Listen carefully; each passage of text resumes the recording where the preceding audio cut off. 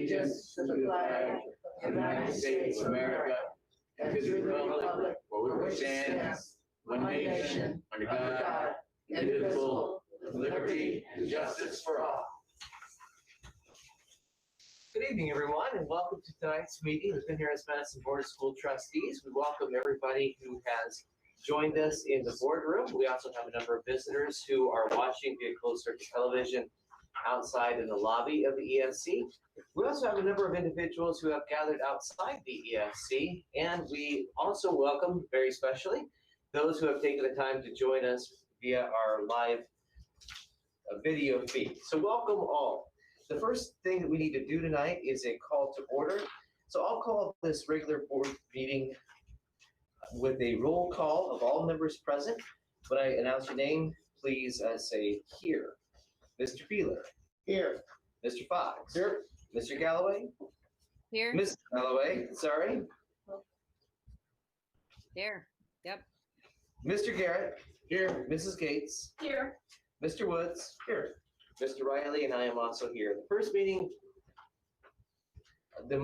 meeting item on our agenda is the adoption of the agenda for tonight. Do board members, do you have any additions or changes to tonight's agenda? Hearing none, is the administration? The administration has no changes. Then do I have a motion to adopt the agenda for the Monday, September the 21st, 2020 regular board meeting as presented? I so move. Second. Mrs. Gates. Mr. Beeler, how do you vote? Aye. Mr. Fox, how do you vote? Mrs. Galloway, how do you vote? Aye. Mr. Garrett, how do you vote? Aye. Mr. Riley? How do you Aye. vote? Mr. Woods, how do you vote? Aye. Mrs. Gates, how do you vote? Aye. That motion carries by a vote of 7-0. We'll move on to our next item agenda, which is approval of the minutes from the August the 20th, 2020 executive session, August the 24th, 2020 executive session and regular board meeting, and the August the 31st, 2020 special meeting. Board members, do you have any changes or additions to the minutes of those meetings?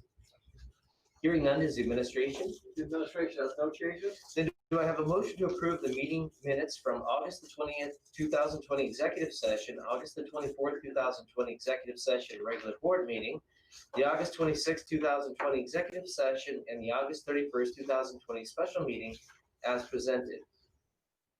I so move. Second. Mr. Beeler, how do you vote? Aye. Mr. Fox, how do you vote? Aye. Mrs. Galloway, how do you vote? Aye. Mr. Garrett, how do you vote? Aye. Mr. Riley, how do you vote? Aye. Mr. Woods, how do you vote? Aye. Mrs. Gates, how do you vote? Aye. Motion carries by a vote of 7-0. Moving on to superintendent's recognitions and announcements. Dr. Thacker. Thank you, President Riley and Board of Trustees, and welcome everyone. It's great to see you. I'm especially excited to see those outstanding students from Penn High School right there on our screen tonight. I had the privilege of chatting with one of our ambassadors and the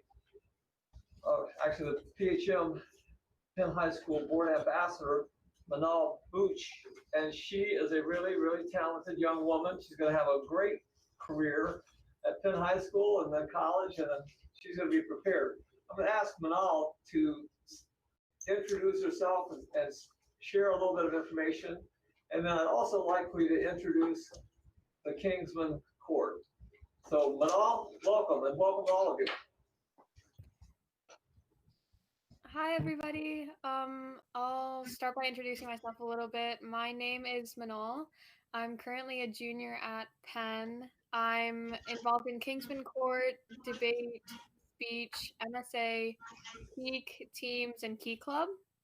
I'm also hoping to continue with Dr. Thacker's Superintendent's Diversity and Equity and Inclusion Council this year. I have an older brother who graduated from Penn class of 2017, and a younger sister in 7th grade who's also planning on coming to Penn. And in terms of college, I'm not sure exactly yet, but I'm hoping to stay relatively close for college. So U Chicago and Notre Dame are probably at the top of my list as of right now. And so this evening for all of you guys, I'm going to be sharing some athletic and academic highlights and some new projects Kingsman Court is working on. So in athletic news, girls volleyball coach Pollock recently had her 800th career victory, and the volleyball girls have remained undefeated so far this season.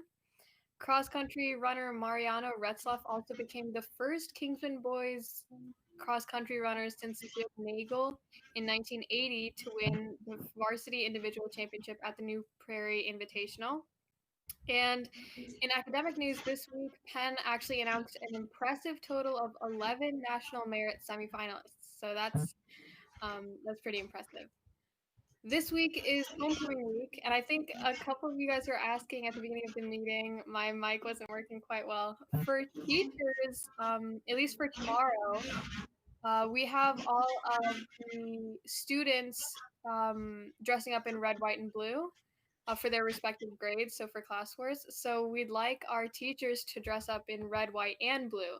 So patriotic colors would be nice. Kingsman Court came up with a revised Spirit Week plan to account for some COVID restrictions. And we also made a teachers homecoming competition. Hopefully you guys all saw that announcement in Mr. Gallagher's Daily Scoop. And we encourage staff members to submit videos of themselves for this week and pictures from their high school homecoming. So if you guys could just email Kingsman Court all of those pictures or videos, and we'd love to see them. And we'll have students vote on which ones they think are most entertaining. And long term, Kingsman Court is taking on a new culturally inclusive initiative this year. We're planning on discussing extensively with our reps about possible ways to show more support for our diverse Kingsman population and post about various cultural and religious holidays throughout the year, educating the student body and encouraging them to empower their peers. We haven't really done this in the past, but in light of the Diversity Council and all that's happening at Penn right now, we thought it would be important for our students to get a proper empowering message from their student body. So now I think my peers can introduce themselves. These are my fellow Kingsman Court Executive Board members. Go ahead, guys. Okay, I'm Lily. I am a junior at Penn this year. I'm also involved in GCS, which is Dream Commission Society. I play soccer for Penn. I'm on teams, academics, Super Bowl, and some other stuff. I won't bore you all with everything. I have 3 older sisters that all graduated from Penn, and yeah.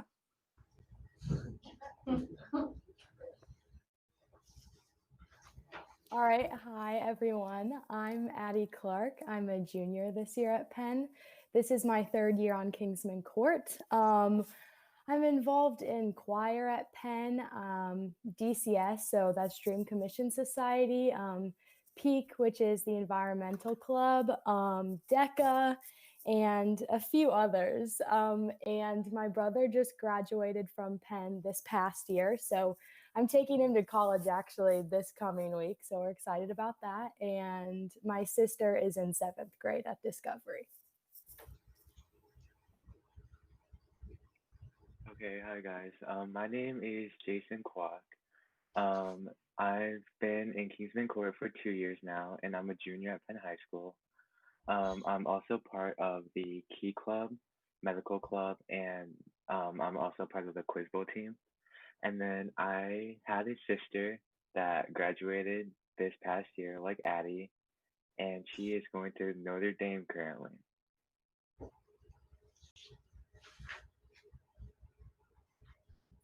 Hi, I'm David, and I'm a senior this year.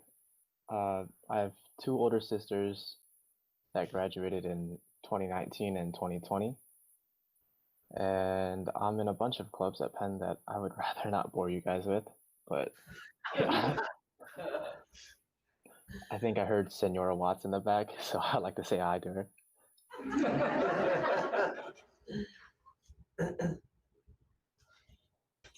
Hi, my name is Sonia Zachariah. I'm a junior at Penn, and this is my 1st year on the K Court board.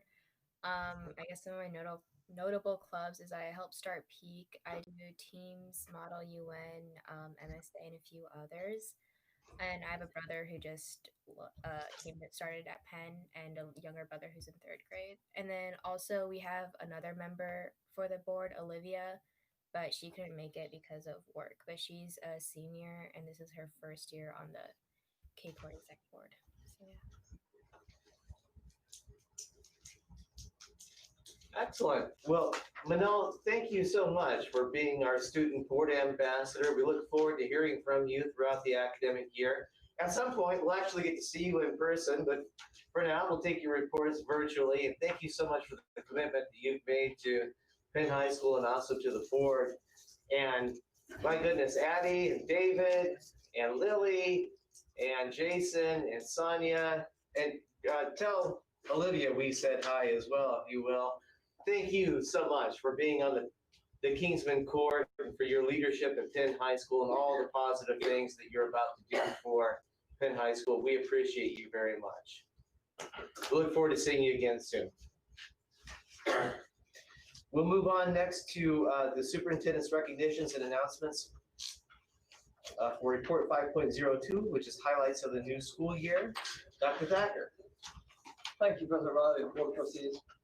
Well, it's been a different start from the school year from what we typically had in the past. And just tonight, joining us this evening, we have our Moran Elementary School principal, Mrs. Lisa Russell.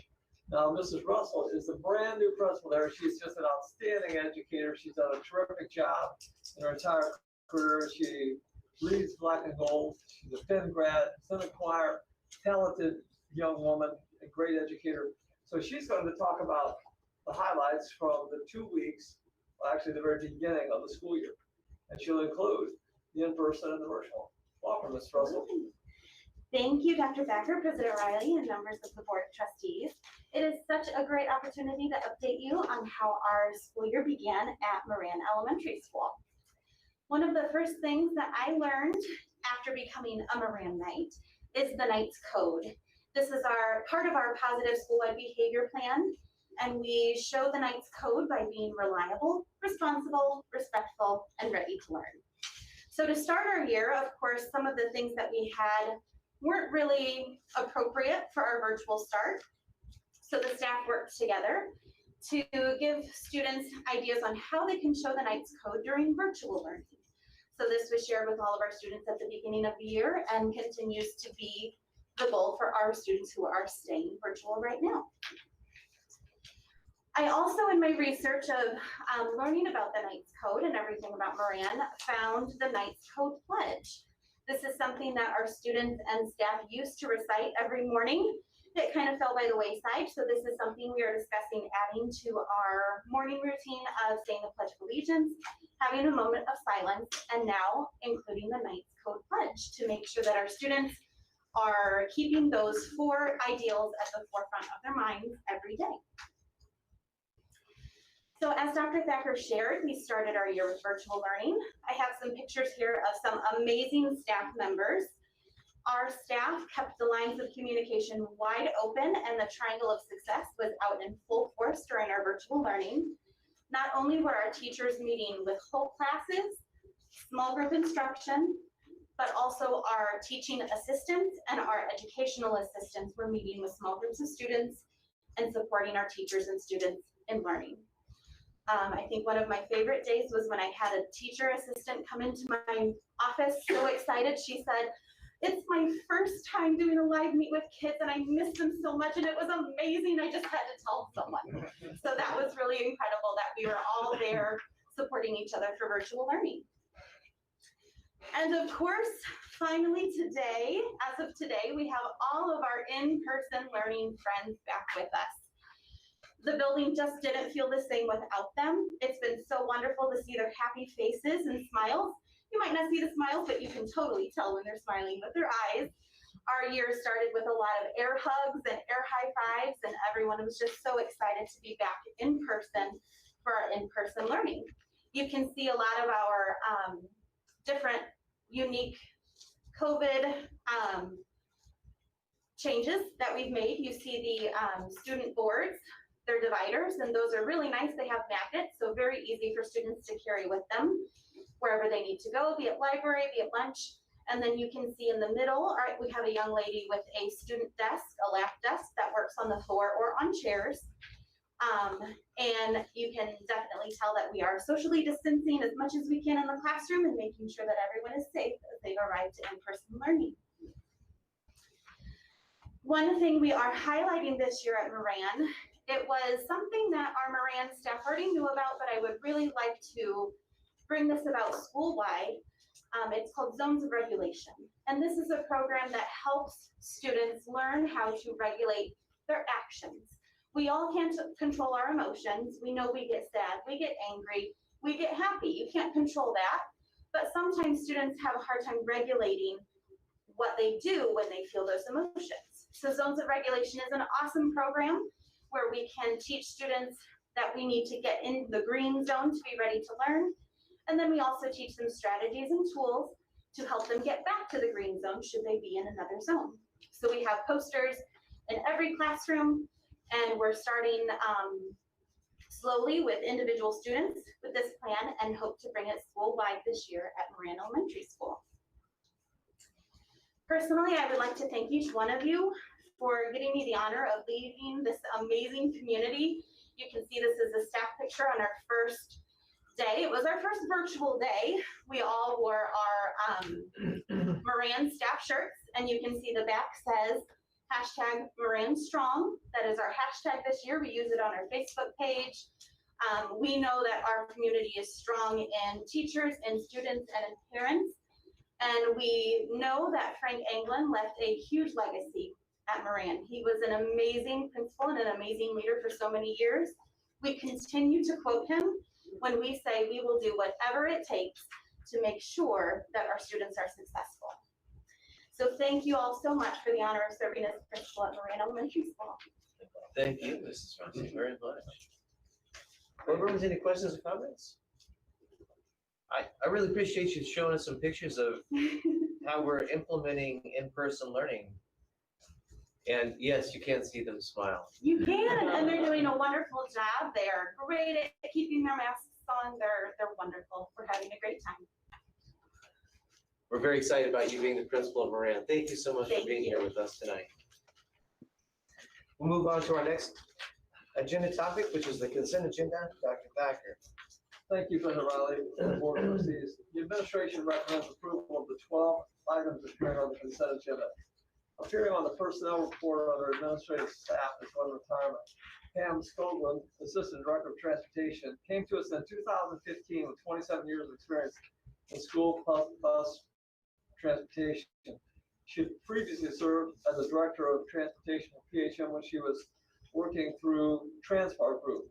Her retirement will be effective September 30th, 2020, following 5 years of service. We certainly appreciate the great work that she has done here. Under classified staff tonight, we have 6 retirements. Sharon Morris, teacher aide at Moran Elementary, retiring effectively September 11th, following 6 years of service. Tanya Handloser, payroll coordinator, who will retire on September 25th after 19 years of service. Susan Reese, teacher aide at Moran Elementary, September 11th retirement, following 26 years of service. Margaret Mert, Title I aide at Elm Road Elementary, retired effective September 18th after 12 years of service.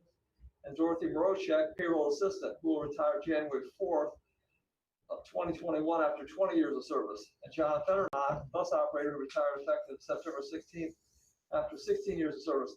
These are fabulous people. We're going to miss them. They've just done a great job and devoted a lot of time and energy to the success of our school district. So on behalf of the Board of Administration, we wish Pam, Sharon, Tanya, Susan, Margaret, Dorothy, and John the very best in their upcoming retirements.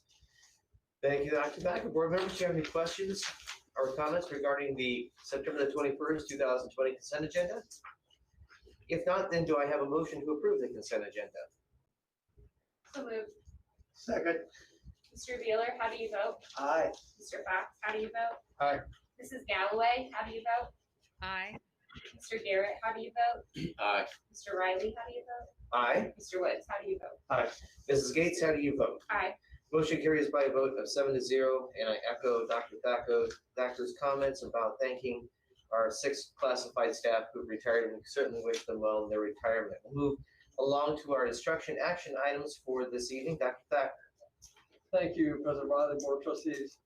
We have with us tonight the Director of Social Emotional Learning and Mental Health, Dr. Jenny Sears. She's going to be talking about special adult SEL initiatives, and she's a difference maker. She's been with us as a psychologist for quite a while, supervisor, and been in this school for a couple of years now, doing extraordinary work. Dr. Sears.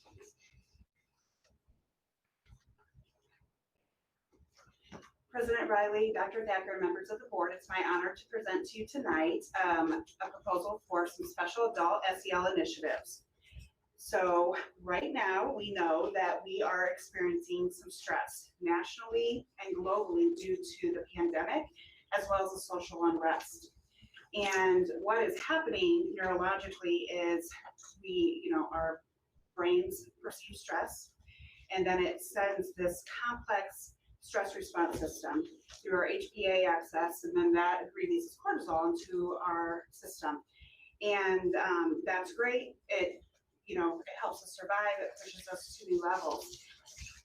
Meanwhile, while the cortisol is pumping through our body, our brain is also releasing a CRF factor, and that shuts our hippocampus down. So learning and memory and things like that are kind of paused so that we can have the stress response. Well, again, it works when we're in that fight or flight mode. But what's happening right now with the social unrest is there's no shutdown of that system. So typically, after we experience stress, our cortisol talks to the hippocampus and kind of shuts our body down. We go back to a normal state. Well, that's not happening. We're in this chronic loop of stress with all the unrest.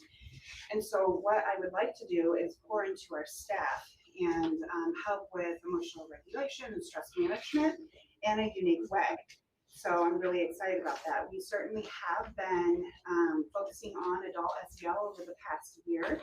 And it's important because we want people to be self-aware, be able to self-regulate, and then also to be able to model these skills for our students. And I think our staff does a fabulous job of that all the time. But right now, with everything going on, this would be one way we could pour into our amazing staff here in PHM. Here's a list of some of the things that we've done so far in terms of professional development and resources that have been available to staff as a district. And I think we've certainly done a lot to support our staff. And again, I'd like to propose one additional item here, and that is the ESOL assessment and the Strength Through Crisis course, which will help us become more self-aware and then also identify some self-regulation strategies. And I'm really excited about this initiative because this ESOL assessment is new. And so we are, if this goes through tonight, we would be the first in the nation to do this for our district. So in fact, when I reached out to Dr. Sines, he said this has never been done before. And, so we talked about how that might look. So I'm very, very excited about this opportunity. So what this would mean is that we would partner with Dr. Sines with Applied EQ. Dr. Sines is a licensed psychologist, and he has developed this ESOL assessment, and that's the Educator Assessment of Social Emotional Learning. And it's a unique tool because it's done online, and it looks at personality, EQ, emotional intelligence, as well as stress management. And it looks at how our ability to manage stress interplays with our personality. So it's not a personality assessment like you would think if you went into a clinical setting. We're not looking for diagnoses or anything like that. Instead, we're looking at people's strengths and liabilities and looking how we can optimize those strengths and play to our strengths so that we become more self-aware and can reach our potential. So what people would do is they would voluntarily agree to partake in this SEL initiative. And if they agree, they would take the online assessment, and then they would confidentially get the results emailed back to them. They would participate in a webinar, and Dr. Sines would train me to also become a trainer in this ESOL assessment so that we have a train-the-trainer model. It makes us very sustainable and much more cost-effective. He will also do 2 webinars for us as well. So we can offer this throughout the year. And During the webinar, people will learn more about their personality, how it interplays with stress, and it'll look at these personality domains of openness, conscientiousness, extroversion, agreeableness, and neuroticism, which is really just how quickly we experience emotion. And this is a unique approach because a lot of times we might feel a certain way or have an emotion, but emotions kind of ebb and flow. But personality is a stable characteristic. And so this will really help us learn more about ourselves. And then staff, as a takeaway, will not only have more information about themselves, they'll have a report, they'll have some information on how they respond to stress, what their strengths are, and have an understanding of how they can apply this into the school setting. So here's just a flow chart of what would happen. So again, we would share the information with staff. They would take the ESOL assessment online. The results would be emailed confidentially to them, and then we would have a webinar, either with Dr. Sines or myself, to go through that information. And then, of course, hopefully people walk away with more information about themselves as it relates to stress management and their personality, so we can optimize performance and really pour into our amazing staff. The other piece that I would like to propose is a partnership with Applied EQ for a Strength Through Crisis course. And what that is a self-paced course. There are about 14 modules that people work through independently, and then it teaches them more about just stress management. And what they will do is they take a 50-item wellness assessment that looks at different areas of mental wellness, which include physical, occupational, financial, emotional, and spiritual. And so after they take the assessment, they have a graph, and they can see where they're really doing a great job and what areas they might want to pay more attention to. And so then that helps us focus more individually on our stress management and help us grow and be able to support everybody, especially through this difficult time that we're experiencing nationally and globally.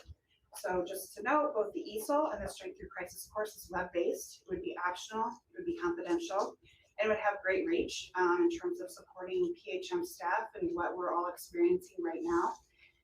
And then the ESOL would also be offered multiple times throughout the school year. So we have the self-sustainable model of professional development that we can offer and pour into our adults as an adult SEL initiative. I feel like this is really important because we effectively manage stress.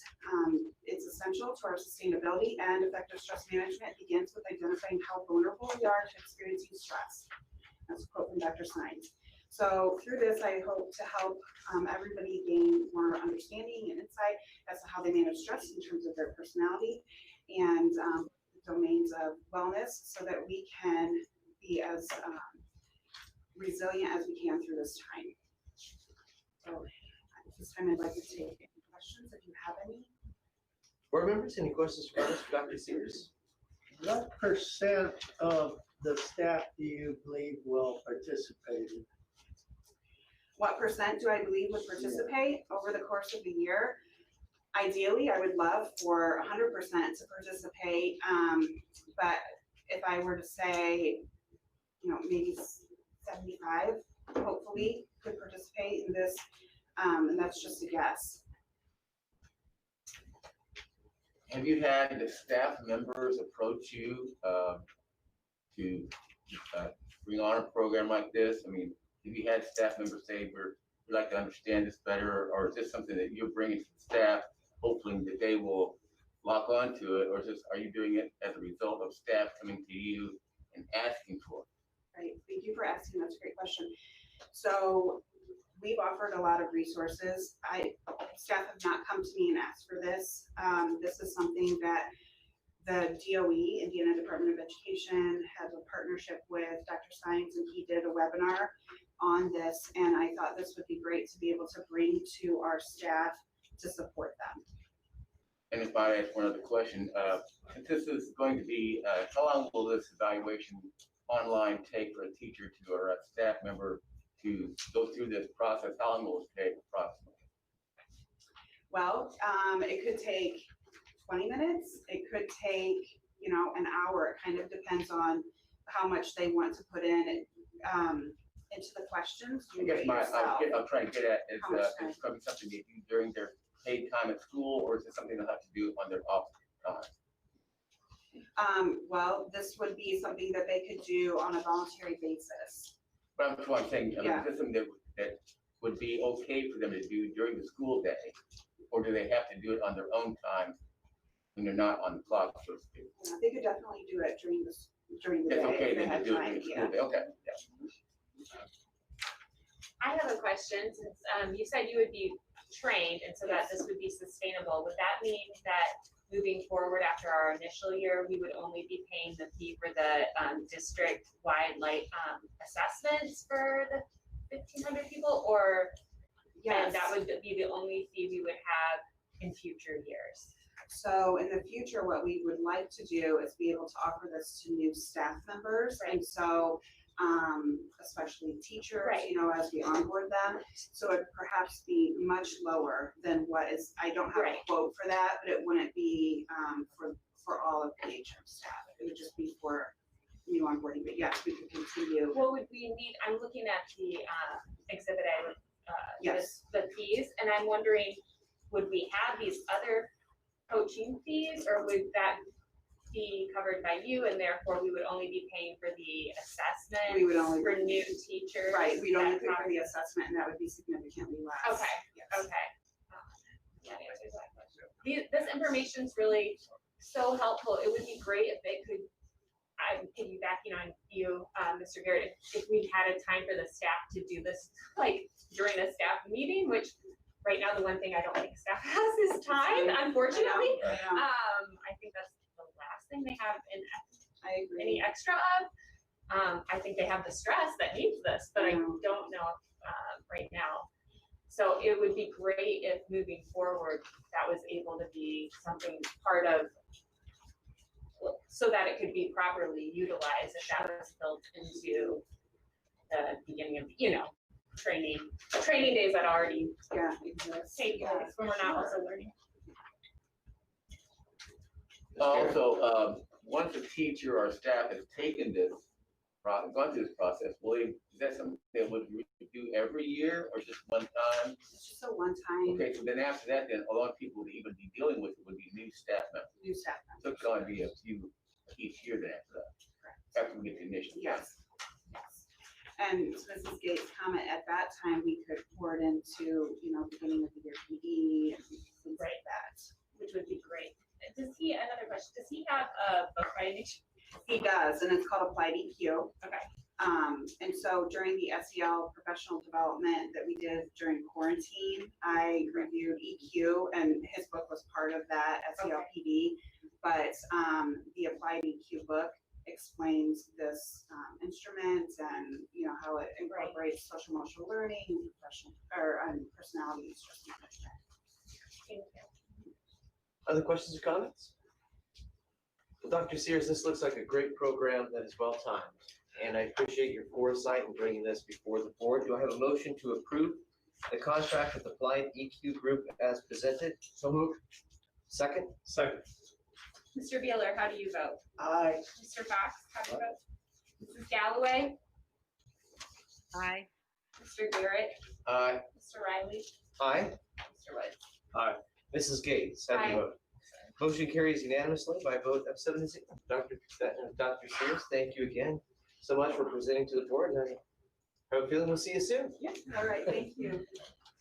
And I just noticed that the dedication of our new student ambassador in our Kingsman Court, you're getting a civics lesson in board meetings tonight. Now, you don't have to stay and watch the rest of the business meeting of the Penn School Board if you don't want to, but we certainly welcome you to stick with us by video. But I just wanted to let you know that if you want to log off and have other things to do, that you can. Okay, so we'll move along to our next instruction report item this evening, Dr. Thacker.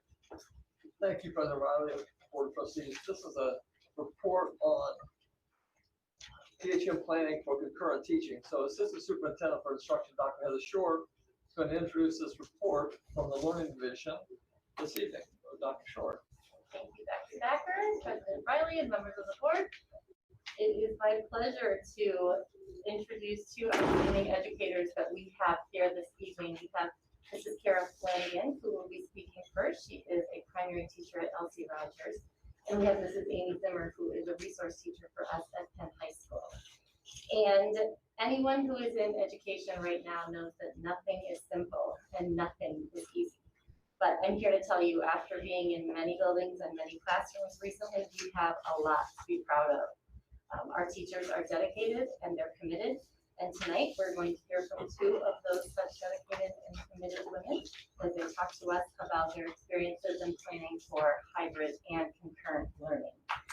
Just to go ahead and explain in case you were not familiar, concurrent teaching, concurrent learning is the methodology that's being utilized nationally as teachers take and blend online learning models as well as simultaneous learning models. So this is what people are really working towards right now, and Penn-Harris-Madison is certainly not alone.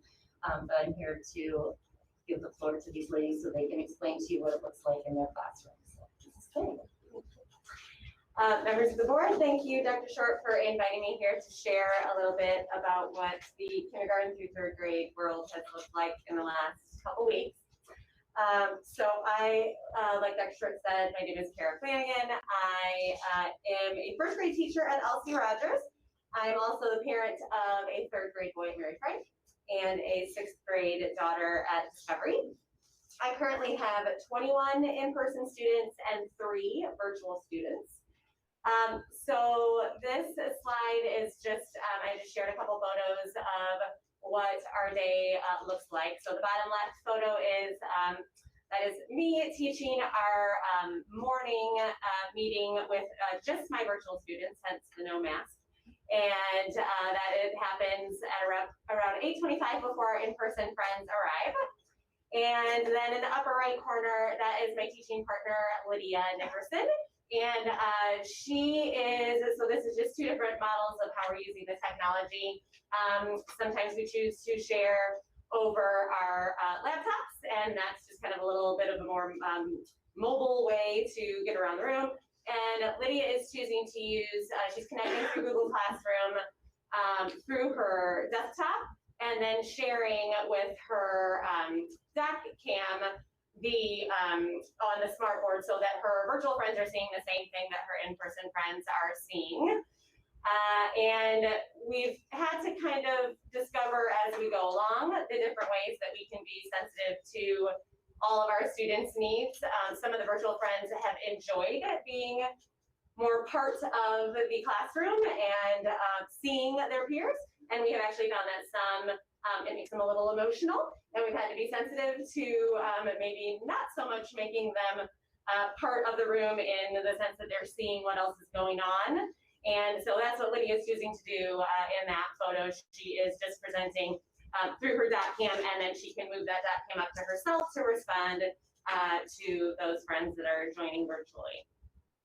All right, so I'm going to just share this video quickly. All right. My friends, the last item was the notebook. There were 10 of them. Show me 10 tally marks. 10 tally marks. Okay? Count them with me as you write your tally marks. Here we go. 1, 2, 3, 4, 5 goes down the slide. 6, 7, 8, 9, 10 goes down the slide. Juliet, 10? Good?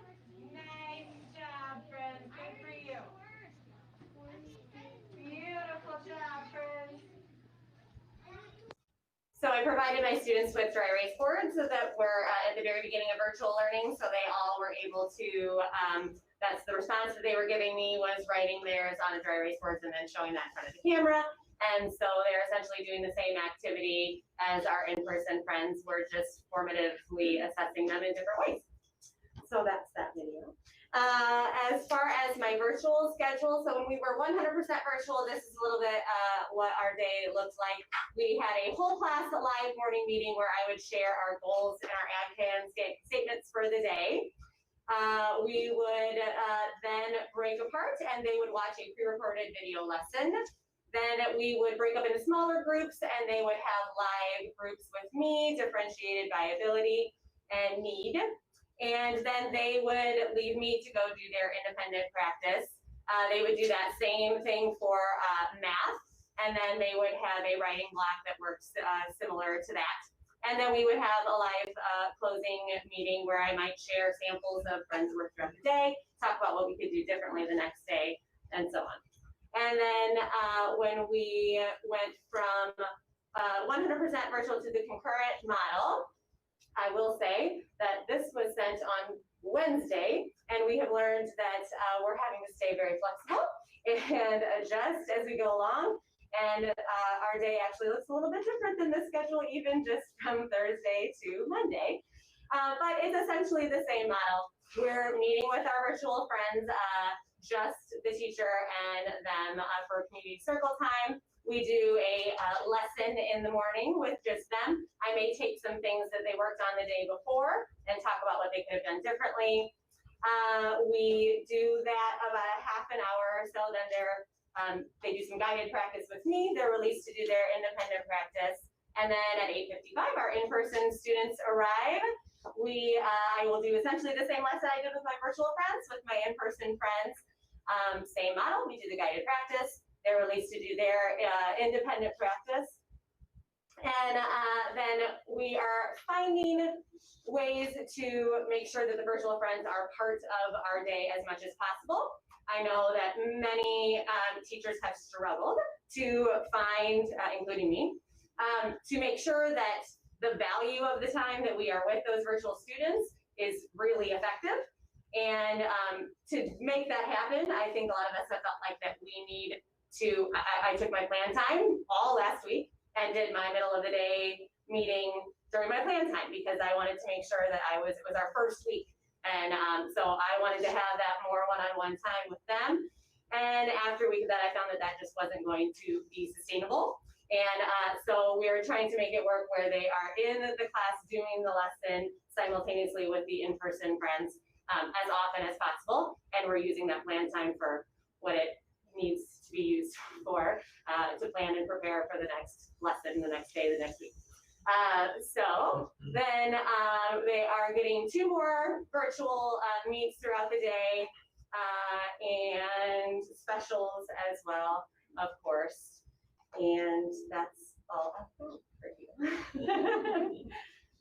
Thank you, Mrs. Flanagan. And then we'll have Mrs. Zimmer come up. Can And we then, ask of course, questions? if there's questions, Do you want to go ahead? Sure. Thank you so much for coming in the video clip of Elsie Rogers. It reminded me of when I was there as a snot those first graders. So thank you so much. I noticed that you have 2 recorded mini lessons that are approximately 15 minutes each. When do you have time in your day to do those record those for the next day? So we did those during the 100% virtual, but I'm not recording full-on lessons at this point. I may just model how we were using Seesaw as a platform a lot for the virtual learners. And some of those tools are not for a first grader particularly easy, and we want to give them as much independence with those as possible. So it's not necessarily at this point now an entire lesson. It's just more modeling how to do whatever the assignment is that they're going to be going on to do. Because yes, there'd be no time to do. That's what I was recorded trying to get at. So to really make those effective and tailor on their needs, there needs to be more time in the day. Yes. or help to do those things. Is that right? Yes, that'd be correct. There has been a bank of lessons that have been pre-recorded that have been helpful, and we've even, some of us, used them for our in-person friends as well. But especially in the beginning, I think a lot of us felt like we wanted for our students to see our faces and not be confused by who this other person was that was teaching them. And I also found, I did use it today, for example, for a writing lesson, and I can see them and they don't know that I'm watching them, my virtual friends. And so the lack of engagement was a little bit concerning as they're watching a recorded video. So again, as much as I can get that, it's not going to be one-on-one, but me with them as much as possible, I feel like is the most effective way to go about it. So you have 24 students and 21 in person and 3 virtual. So 7/8 is about 87%. Mr. Fox will shake his head yes.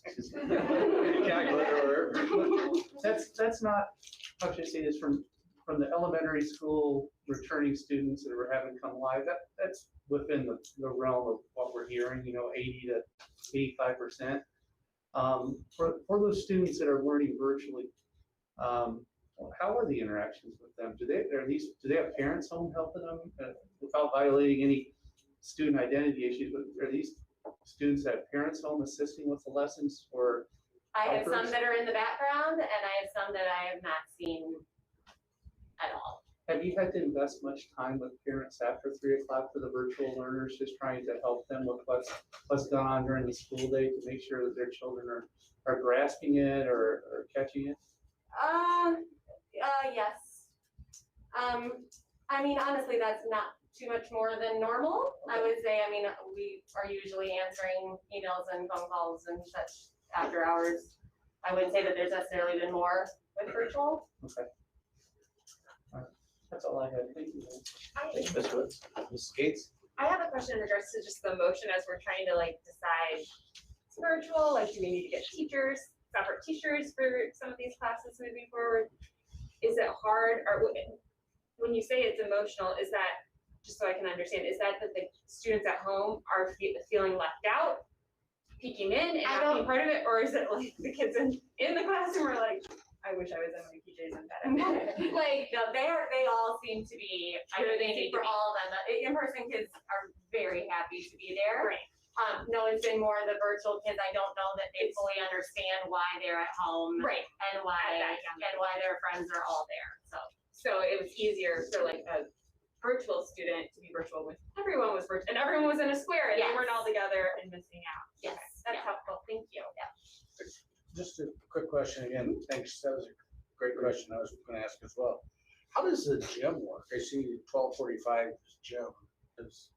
Do they go out for the in-person? For in-person, I mean, she has them socially distanced. They're wearing masks the whole time. I haven't sat Is in it on. outside or is it in the gym? Or no? They've been in the gym, to my knowledge, for the most part. I know that there have been, I mean, our recesses now begin at about 10:30 and go to, because we're doing just one class, one grade at a time rather than having K1 go together.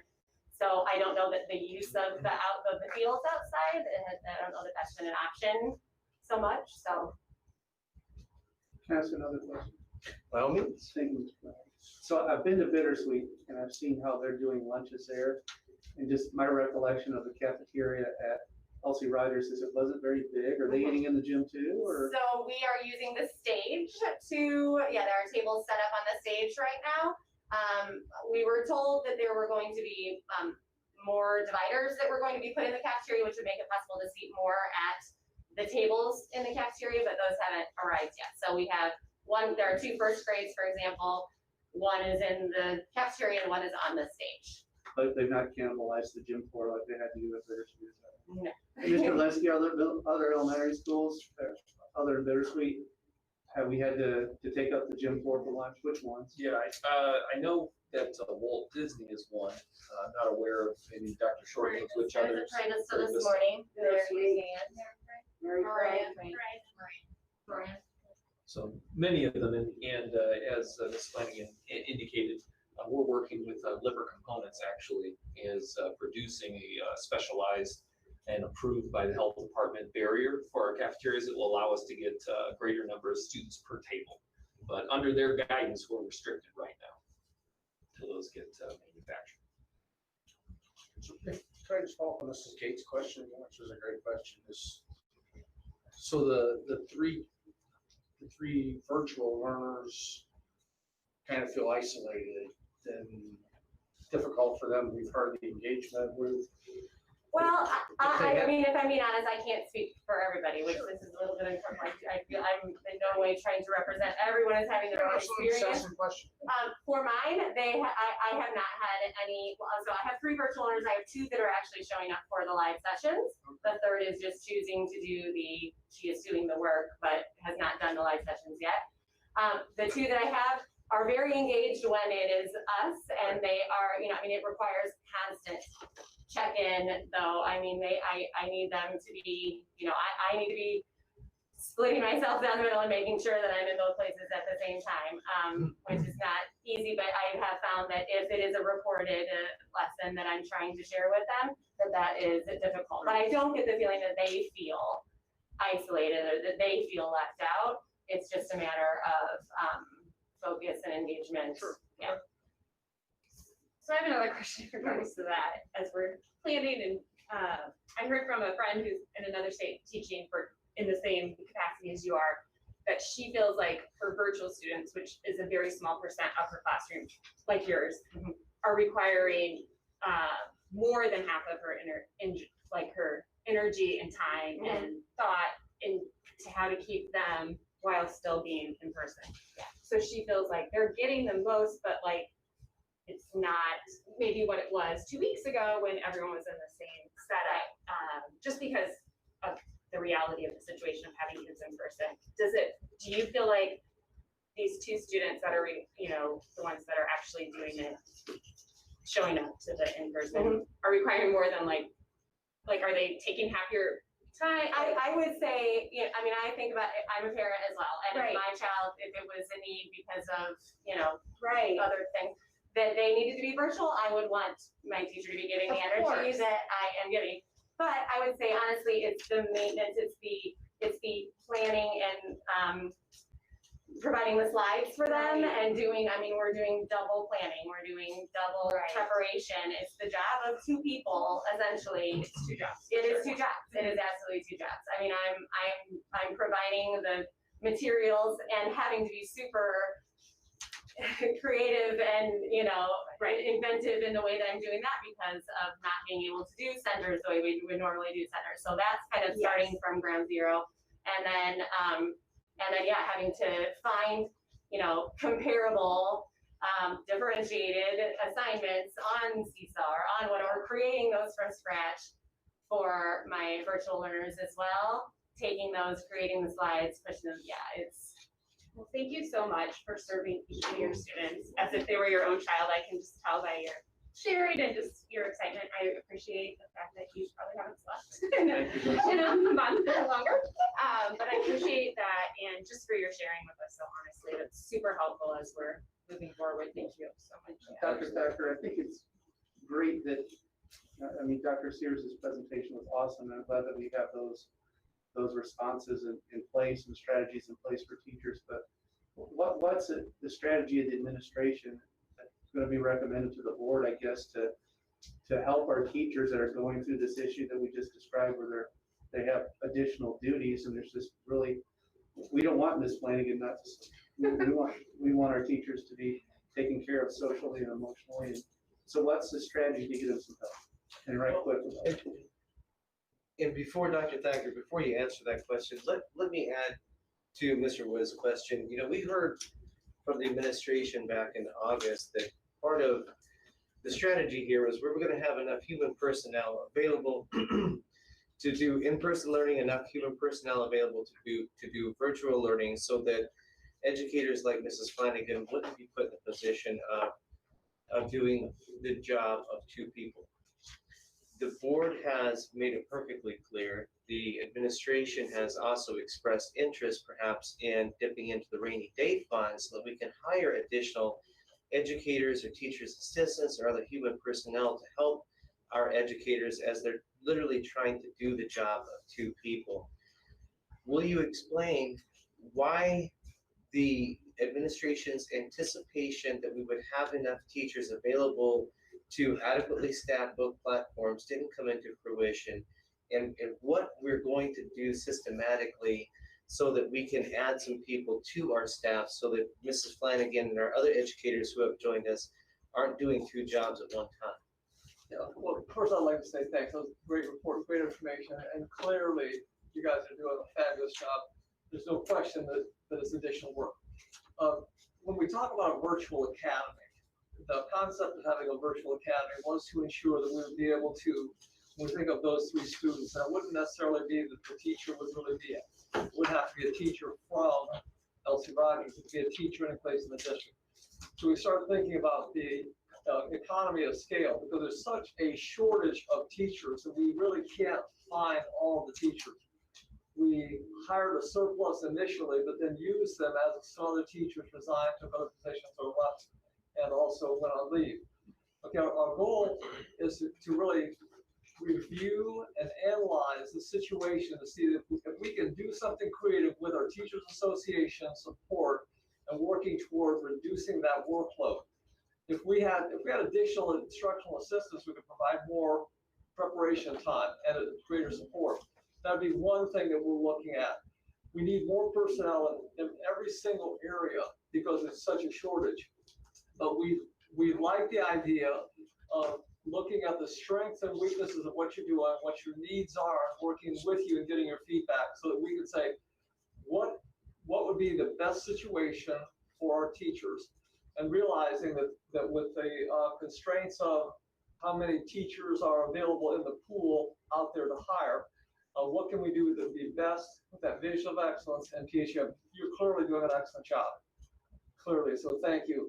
But we want to make sure that we can help. We're talking about Dr. Sears coming in and saying, how do we deal with stress and such? Well, part of the stress is really making sure that the workload is manageable. All right, and we recognize that, but right now we're in a period of review. This is the first day back with the entire in-person group for grades pre-K through grade 5.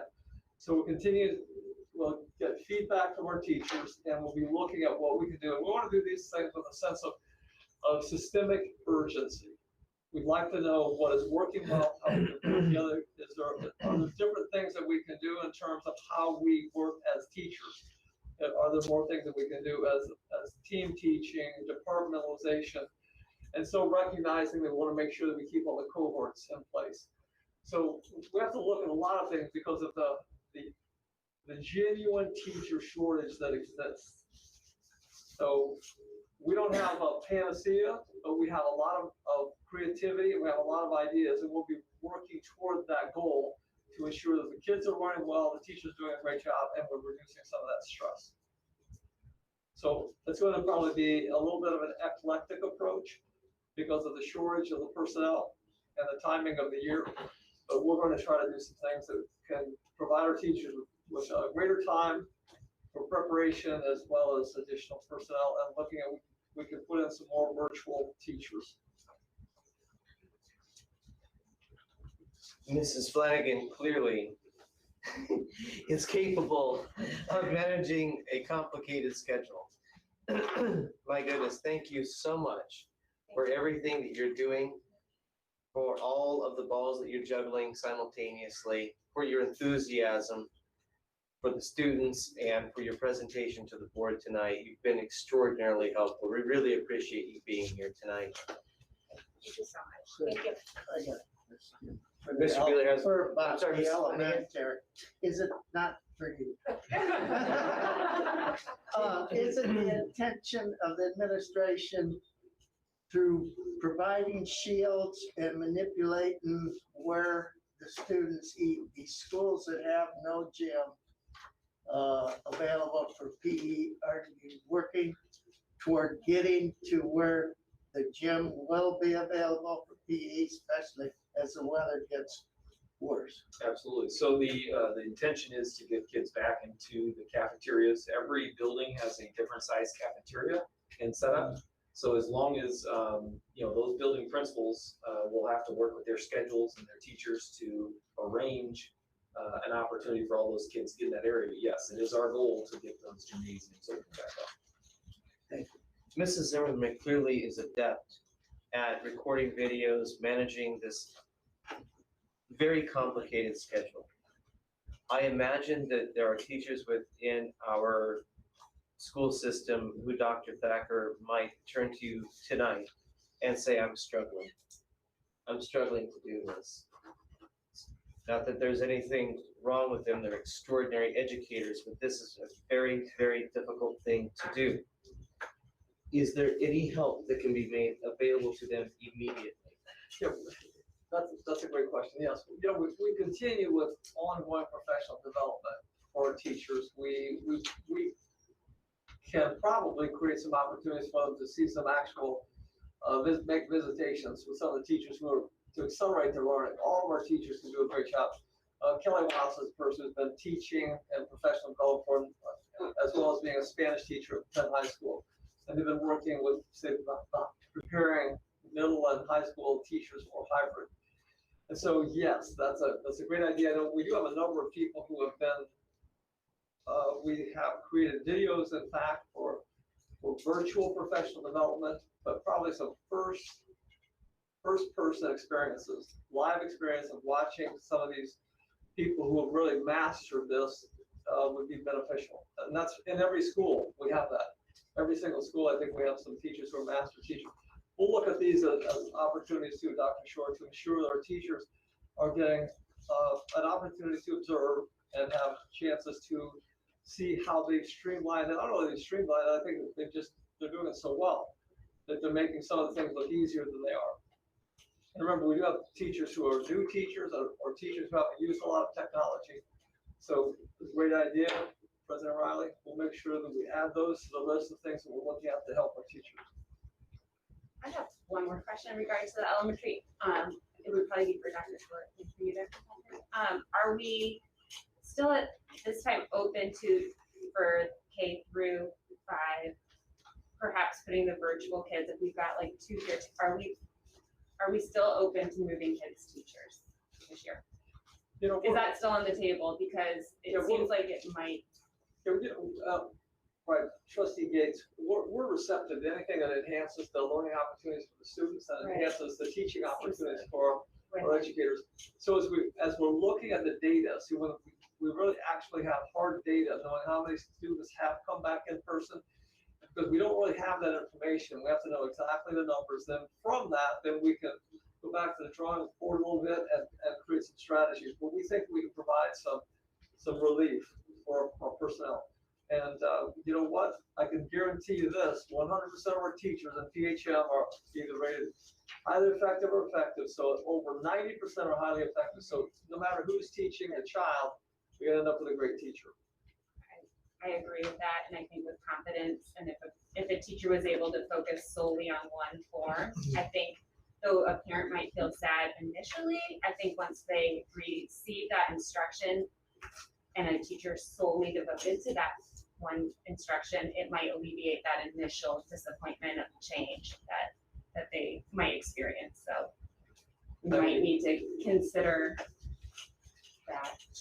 So it's fair to say this is going to continue to evolve as it goes through, and we started something a week or so ago, and it's going to continue to evolve as it moves forward. But to me anyway, it's clear that doing 2 jobs at once is really difficult. Doing 2 jobs for 21 kids and the job for 3 kids probably isn't the most economical utilization of someone's time as they were trying to figure out their 24. And so I guess hopefully it's going to continue to evolve relatively quickly as it moves forward. Emphasis on quickly. The only thing that we can never get back is time. And the more time that our teachers are struggling trying to juggle all of these balls and trying to take care of all of these jobs that are solely thrust upon them, that is time that we're not going to get back. It's valuable time that's being lost in the classroom, valuable time that our kids aren't being educated to the extent that our teachers would want to educate them. So I would implore the administration to make those resources available to our educators post haste. Any educator who's struggling to do what is being asked of them to do, to make those resources available to them as quickly as possible. And to add with that, and two, I would add to it is funding should not be. I mean, the board, bringing it to the board, it would be very acceptable to any funding considerations to make that happen as well. Absolutely. And just to reiterate, the board has made it perfectly clear. We are willing to dip into the rainy day fund if that's a necessity. And I'd like to say thank you for your ongoing support of spending and investing in the future. Current with these great teachers and the future with our children. Thank you. Well, Mrs. Zimmer, welcome. Thank you for waiting so patiently. We've been anxious to hear from you. We did have some questions to ask, so please, the floor is yours. Okay, thank you. I'm used to coming in last with the last name of Zimmer. So. Gonna be first. So thank you so much for having me this evening. I was honored when Dr. Short asked me to come in to speak with you and share a little bit about my experience and my students. I always love to take the opportunity to promote my students. I'm just so very proud of them. When Dr. Short asked me a little bit about myself and some of the projects and programs that I'm involved with, I went ahead and did a bullet list of items. But the last bullet point is the one that resonates the most to me, and that is being a lifelong learner. I've always considered myself a lifelong learner, and I aim to instill that in every one of my students, that they have a fire invoked in their hearts, so that they would be lifelong learners. I love to teach, I love to learn, and I want to instill that on them. And my goal is to maximize every student's potential, whatever that potential may be. And I'm not sure how to use those. What's too fast? There we go. Alrighty, so you can go ahead and see my schedule there. Unlike the elementary teacher, we just started today with our first white day, brand new white day, by visiting and touching base with every one of our classes throughout the day. It was a little hectic because we've not had this sort of day before. And so students were not used to bouncing back and forth between the gold and the black days. But I was very proud of their efforts. They want to come to class. They want to feel that sense of community and camaraderie with their peers. And we've done a really good job at making them feel that they are included on a daily basis. I have had really good participation in my classes. My applied biology classes are running 87% to 100% attendance rate every day. My life skills courses are a little different. Some of the students I meet one-on-one during my office hours, as parents have requested that instead of a group setting.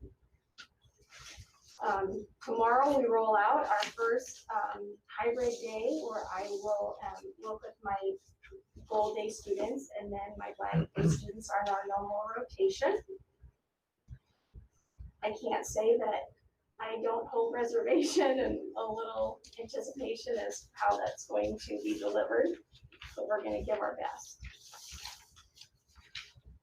With that said, I could not do this by myself. You know, this whole period of time, it's been a reinvention. It's been really self-evaluating myself as a teacher and looking at how I teach, looking at my students, what their needs are, what their goals are on their IEPs, and just reinventing my toolbox, because my educational toolbox has changed so much since March. And I've seen a lot of change since I started teaching in 1992, but never at this exponential rate. So I've relied more and more on my team.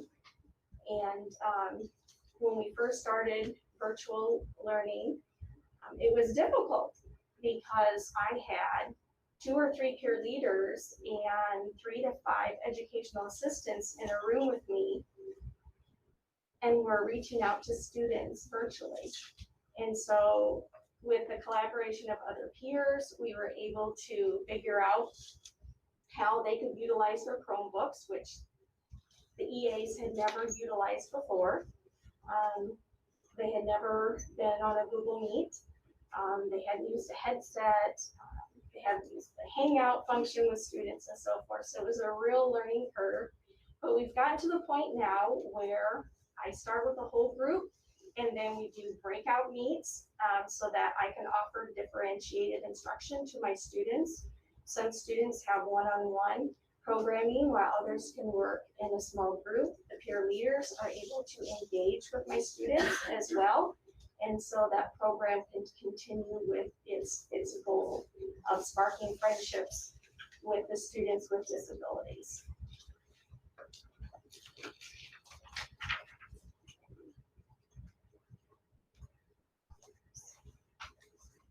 Oops, sorry. There we go. Alrighty. I guess the lesson I'm taking away from all of this is we are stronger together. The network is so important. This year, I'm very blessed with being able to have a common prep with the other science teachers, particularly biology, because that's my area of concentration. So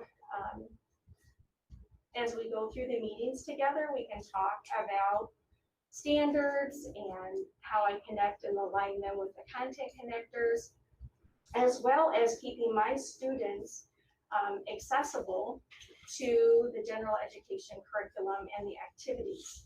And so that is just a great benefit to me and my students. With that said, I was very fortunate to engage in 2 professional development opportunities throughout the summer.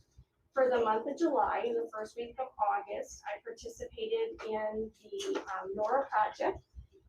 Myself and 3 other staff members are going to be facilitating the STEMpathy project, which is a hands-on project where we collaborate with one another and we join classrooms to teach STEM-based activities, which hands-on learning is awesome for my population of students. And in doing so, we hope to spark friendships and teach empathy so that Penn High School can even be a more inclusive environment. Additionally, I had professional development training and will continue to do so throughout the school year for project success, which is really, again, maximizing my students' abilities. And it's looking at the academic achievement of students with disabilities. So I'm looking forward to that. And then my students keep on asking me, when can we get back to Cultivate to make meals for the kids who need food at the weekend? So I'm really looking forward to taking my students. Last year, we packaged up 1,700 meals for kindergarten and first graders that are food insecure over the weekend, that 68-hour gap. And so they're already asking to go back, and I'm excited to do that, and I partner with Logan Services for that program. So overall, I'm blessed because I have so many individuals and partners that I can collaborate with. On the other end of it, you know, it's a little daunting to know all the responsibilities that I have as an educator. And then I've signed up for all these wonderful opportunities and just how to balance the students on my caseload, the students in my classroom, and then these wonderful projects that I would like to invest my students' time in. And it takes me back to the mission of the last line that I've underlined: lifelong learners ready to adapt to a changing world. And boy, is that true for my students, and it's true for myself. Because my role just continues to evolve. But I'm not going to shy away. I feel like every one of my students is capable, and I am invested in every single one of them. And we'll persevere and get through this together. Very well said. Board members, any questions for Mrs. Zimmer? I think that you said that you are a lifelong learner, and I think that the teachers in this community, specifically, like as you shared and your colleagues, have definitely demonstrated that to every student in PHM, as well as their parents and the whole community, as you guys have learned so quickly something that most of you did not have training on. I mean, I was an education major, and none of the things that you have done and you guys talk about, none of that was taught to us. So just watching you inspire just in what you're doing, the parents and our community is really encouraging. And with your students, they see that not just the lesson, but the fact that you've learned a whole new way to present that to them. And it gives them confidence. It gives these kids confidence as their teachers are learning something new so quickly to be able to do it too. And I just thank you for that, for being such a great example. Thank you. You know, Mrs. Gates, great comment. You think about, and it doesn't seem, but it was only 6 months ago, nobody even dreamed that we wouldn't have kids in school. And it, you know, for where we were and where we are, and as we're continuing to evolve probably daily as this thing goes through. I do think it's something we got to keep in mind. Is, it was only 6 months ago this journey started, and where it's going to end. Great comments. You know, speaking of 6 months ago, since that time, we have probably as a board told ourselves a half dozen times this is the most important issue that we're going to address, and each time they've been different issues, and each time we've been right. Because at the time they were the most important issues that we had to address. And I just want to say on behalf of the board, bless you and thank you 1,000 times over. And all the teachers of the Penn-Harris-Madison School Corporation, bless you and thank you 1,000 times over, because this rapidly changing environment has been trying on everybody. We appreciate sincerely the amount of dedication that you all have shown to your jobs and to our students. So thank you so much for being here, and thank you for what you're doing for us. This item was presented tonight for discussion purposes only, and we thank Dr. Short, again, thank Mrs. Flanagan and Mrs. Zimmer for sharing with us tonight. The presentation was absolutely outstanding. Move on to our business action items, Dr. Thacker. Thank you, President Riley, Board of Trustees. This is regarding capital improvement projects, and Chief Operating Officer, Mr. Aaron Leslie, is going to present this for the awarding of bids for 3 different projects. Thank you, Dr. Thacker. Good evening, President Riley, members of the board. The administration requests approval for an expanded scope at work at Walt Disney Elementary. Currently, we have 2 different projects that are being completed there. We're requesting permission to replace the ceiling tile and the LED and the lighting with LED lighting at door C, which is our main activity hallway leading out to the staff parking lot.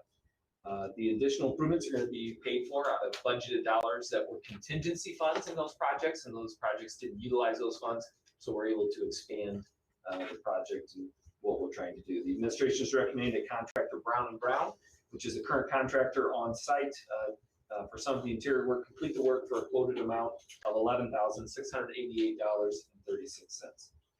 Any questions on the first item? Item number 2 is a little more expansive.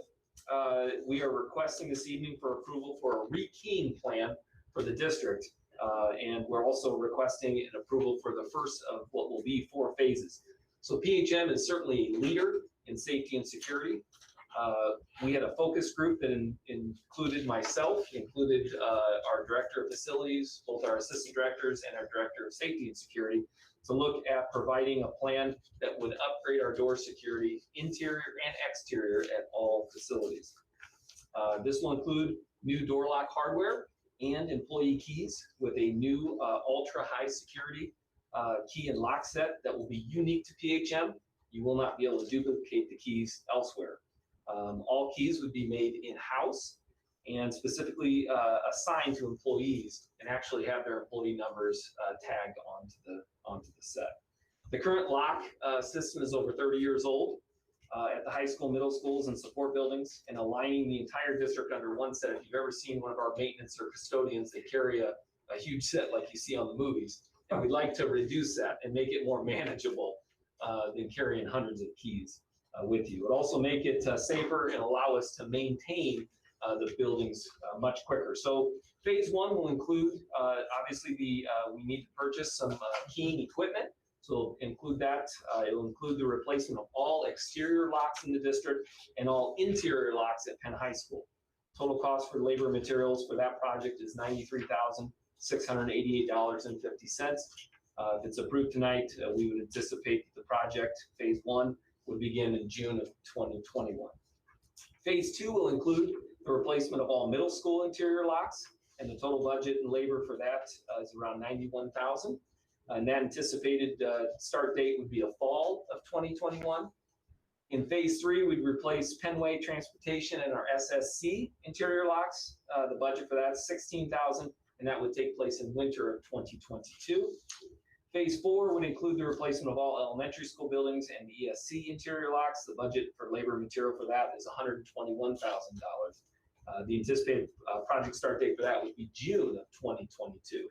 So it's obviously we're phasing this out to make it more palatable for the budget and to actually get the work accomplished. So the administration is recommending the approval of the district rekeying plan. In addition, we recommend phase 1 be awarded to Marshall Best Security in the amount of $93,668.50. Just to note, the first phase will be financed with our 2020 lease dollars that are available. And we also were awarded a grant, the Indiana Safe Schools Grant, which allocates a matching grant up to $100,000. So it's advantageous for us to get started, utilize those grant dollars, and push this project forward. And I'll bring back phases 2 through 4 for you to approve at a later time. Certainly happy to answer any questions on that project. All right, thank you very much. Last project this evening is a request for approval of expanded scope. This is a small project at Discovery Middle School. We recently completed some masonry replacement there. Unfortunately, the brick that was used on that project is no longer available. So we used a suitable replacement. It's not an exact match, so we're simply asking for a contractor to do some color staining so that the brick all matches the building. The administration is recommending the contractor Masonry Cosmetics complete the work in the amount of $2,300. Thank you, Mr. Linsky. We will take up these 3 recommendations in one consolidated motion. Do I have a motion to award the bid for the interior improvements for Walt Disney Elementary to Brown & Brown, the amount of $11,688.36. Award the bid for the district door rekeying building security plan, phase 1 to Marshall Best Security in the amount of $93,668.50. And award the bid for brick staining at Discovery Middle School to Masonry Cosmetics, Inc. in the amount of $2,300. I so move. Second. Mr. Beeler, how do you vote? Aye. Mr. Fox, how do you vote? Aye. Mrs. Galloway, how do you vote? Aye. Mr. Garrett, how do you vote? Aye. Mr. Riley, how do you vote? Aye. Mr. Wood, how do you vote?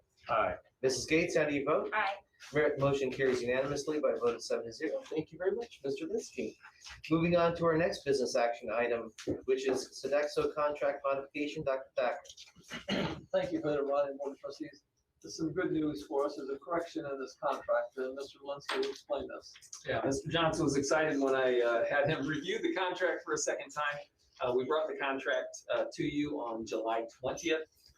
You approved that contract, and finalizing the contract, we realized that Sodexo's attorneys had made a mistake, and it's a bank error in our favor. So we are asking for approval of the modified contract in the amount of $631,214.28 this evening. That's a 3-year contract.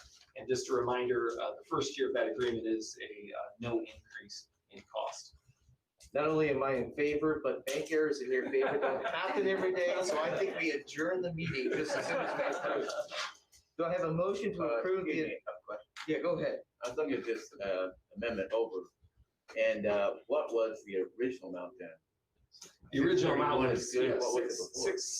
I don't have that with me. I think it was $699. And one other question, it says here that in the contract that whenever Sodexo has substitute workers, that they pay them $17 an hour. So is that in addition to our original amount that we pay them? No, that's. It says here that they'll bill us for that. That's why, at least that's what it sounds like to me. Yeah, so the additional amount for custodial substitutes has always been PHM's responsibility. That's not a change from the previous contract. So we pay them $631,000 plus if they have a substitute come in, they can pay the substitutes as well. So remember, in addition to that. Yes, sir. So remember the Sodexo contract allows them, that's the management, that's all of our, that's the management of the program, that's the chemicals, all of the things that we purchase through Sodexo's buying power. The employees, for the most part, have always been PHM's responsibility. Right, but even those materials we purchase, we give them extra money for that. I remember in the last contract, we gave like $25,000 additional to buy materials when that contract was renewed last year. Yeah, so material, when we have increased facility use and we add buildings or we add areas that we've increased custodial areas where we're now utilizing more toilet paper, we're utilizing, like this year we can anticipate we're going to use a lot more soap, we're going to use a lot more paper towels. Those are things that, we have a base number that we've used for the last 15 years with Sodexo, and as we increase those, Sodexo doesn't absorb those costs. We've always agreed to take on those additional cost over and above normal use. So I guess just be clear then, the 631,000 we're paying them does not include substitutes and does not include the materials that they use to clean a building. It does include the materials to use the buildings with. It doesn't include anything that would be under that base use. So anytime we add, for instance, we added the Kingsman Athletic Center. That was not something that was in the previous contract. So if we utilize additional toilet paper, cleaning, all of that happens out in that facility, we have to add to the contract to. Well, you mean the new addition? Yeah, I understand that. That's more than what we had before. Correct. But I guess my point was, when we did this like a year ago, I mean, I asked these questions because I was concerned about some of the evaluations that I had had from teachers on the work of Sedesco. And so my question was, we were paying them, they got a higher increase than the teachers, and then we paid them an additional 25,000 for materials, and there was no extra new part of the building to do. So I guess I'm wondering, are we still doing that? Yeah, so last year, if you recall, they had actually not, a part of our contract with Sedexo has actually been to add an additional piece every year. Sedexo had not actually been auditing that and had not been charging PHM for the additional materials. So, obviously their business model is not sustainable unless they continue to charge us for the materials we're using. So that last year was a one-time. That was a one-time deal to catch up with what we had been. Okay. Yes. All right. So how many years have we been with Sedexo? 18 years in our A long partnership. time. When's the last time we bid this contract? I'm unaware of taking that out to bid, I would imagine. We've taken it out before. I could certainly follow up with you. That's just curious. Board members, any other questions or comments? Then do I have a motion to approve the amendment to the contract with Sedexo as presented? So moved. Second. Mr. Beeler, how do you vote? Aye. Mr. Fox, how do you vote? Aye. Mrs. Galloway, how do you vote? Aye.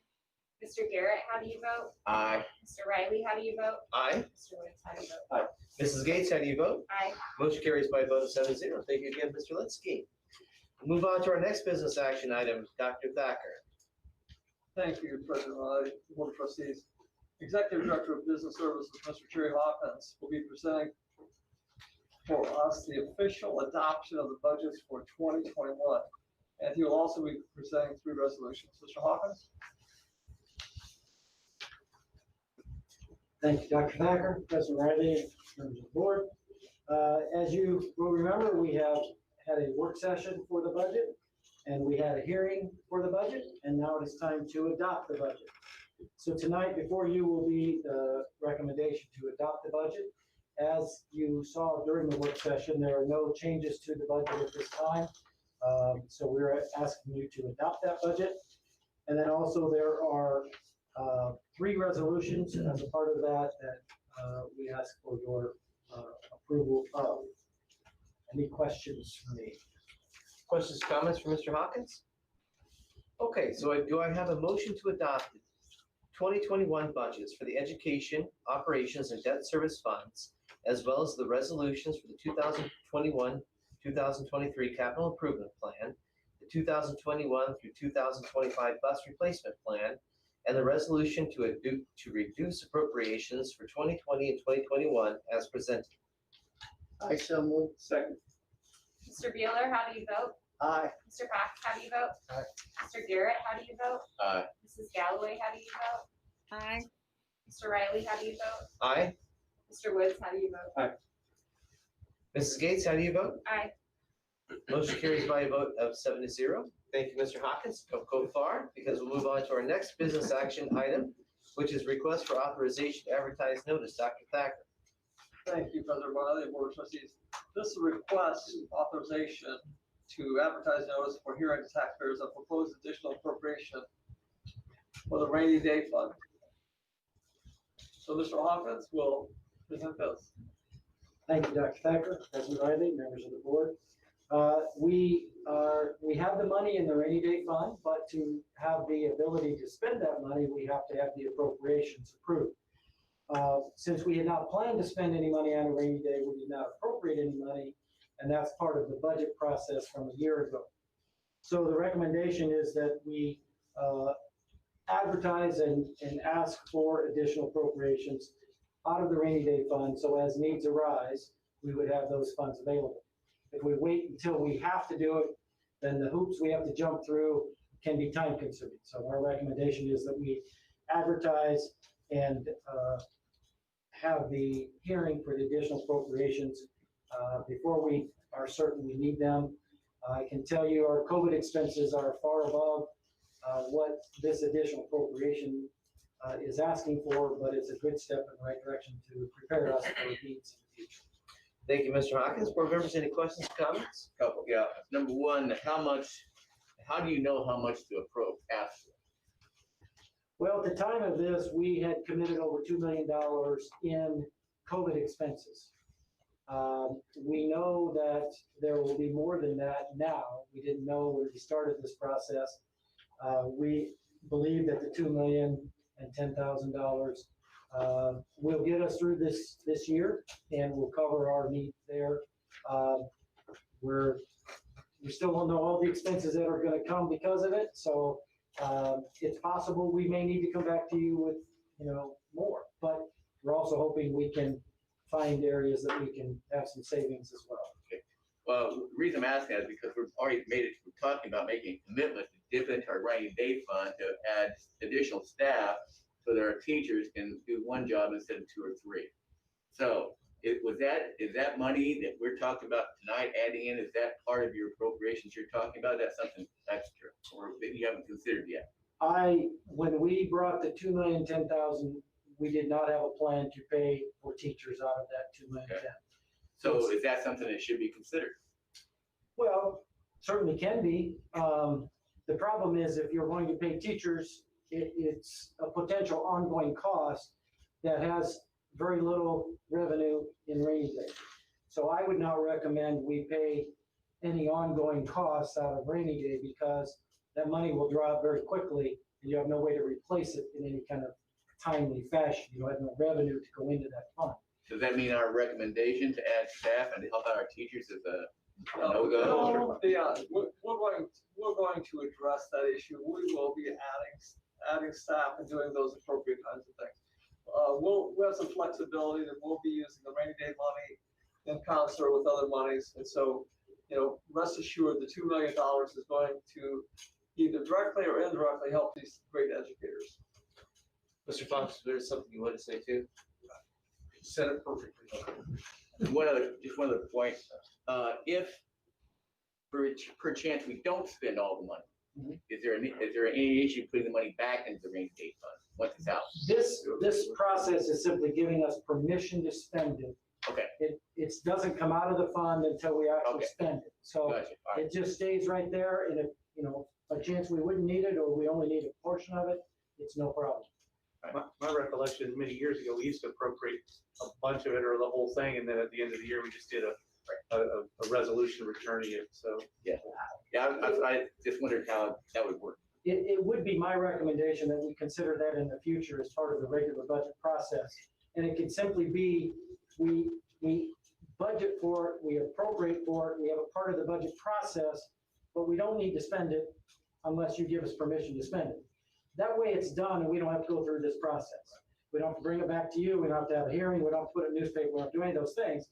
But it still is a viable way to make available that spending in case something unforeseen like this comes. And we have about $3.5 million in the rainy day fund. Why don't we just appropriate the whole amount and get it over with, and then we can decide. Obviously, the administration will come back to us before we spend it, but that takes care of Mr. Hawkins' concern as well as the board's concern. So. But good suggestion.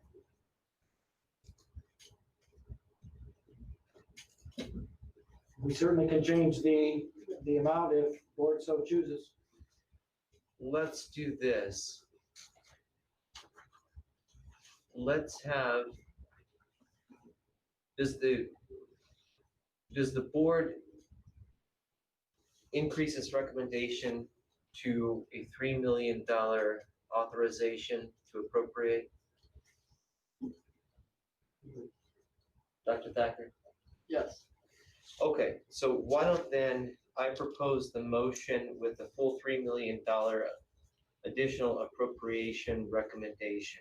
Are there any other questions before I do that for Mr. Hawkins? Hearing none. Do I have a motion to authorize the advertisement of the notice to taxpayers of proposed additional appropriation in the amount of $3 million for the rainy day fund as presented? So moved. Second. Mr. Beeler, how do you vote? Aye. Mr. Fox, how do you vote? Aye. Mr. Garrett, how do you vote? Aye. Mrs. Galloway, how do you vote? Aye. Mr. Riley, how do you vote? Aye. Mr. Woods, how do you vote? Aye. Mrs. Gates, how do you vote? Aye.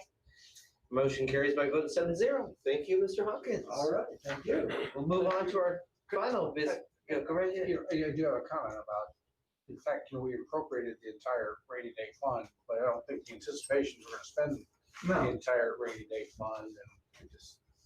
I agree with that. Yeah, we're just making it available in the event. I know, just. So we don't have to come Just back want to and make vote. certain, or say we're not gonna spend that. Right.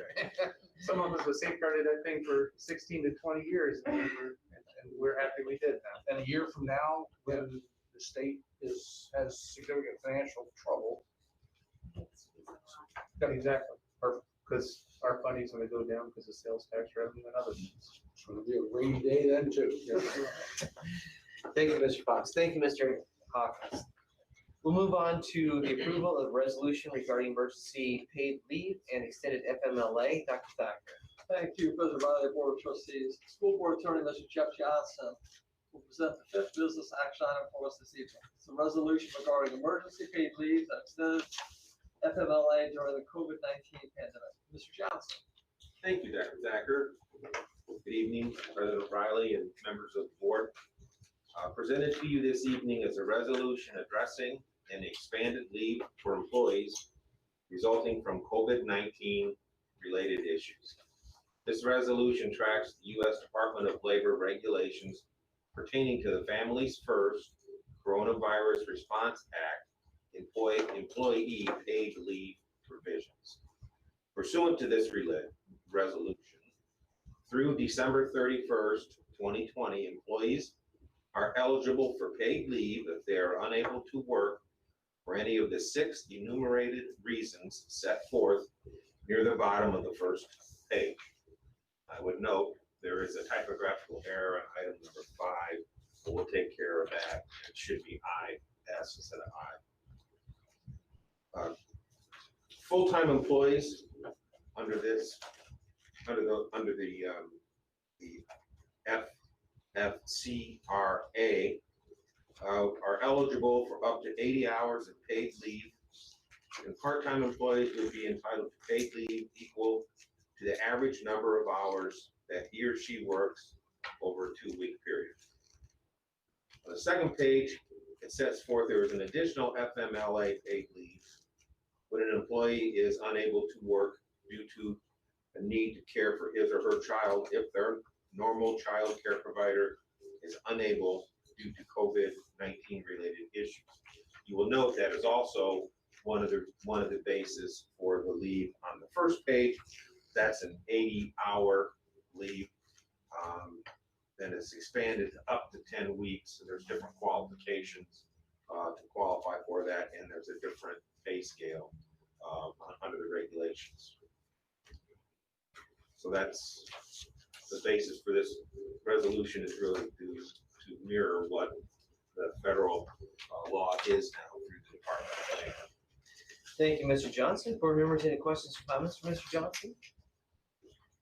Hearing none, do I have a motion to approve the resolution regarding emergency paid leave and extended FMLA leave during the COVID-19 pandemic as presented? So moved. Second? Second. Mr. Beeler, how do you vote? Aye. Mr. Fox, how do you vote? Aye. Mr. Garrett, how do you vote? Aye. Mrs. Galloway, how do you vote? Aye. Mr. Riley, how do you vote? Aye. Mr. Woods, how do you vote? Aye. Mrs. Gates, how do you vote? Aye. Motion carries unanimously by a vote of 7-0. Thank you, Mr. Johnson. And while we're at Mr. Johnson's table, we have another item for you. Dr. Thacker, do you want to introduce it? Okay, thank you, President Riley and Board of Trustees. Board President, this is the first reading of the revision of school board policy. 01. The board president, Chris Riley, and board attorney, Jeff Johnson, met to discuss two special updates from Neola. Following their review, the additions have been processed in-house to get the policies in the pre-adoption format, which is what is being presented to the board this evening. There are two new policies scheduled for first reading this evening. I'd like to ask board attorney, Mr. Johnson, to present these two policies. Thank you, Dr. Thacker, and President Riley, and members of the board.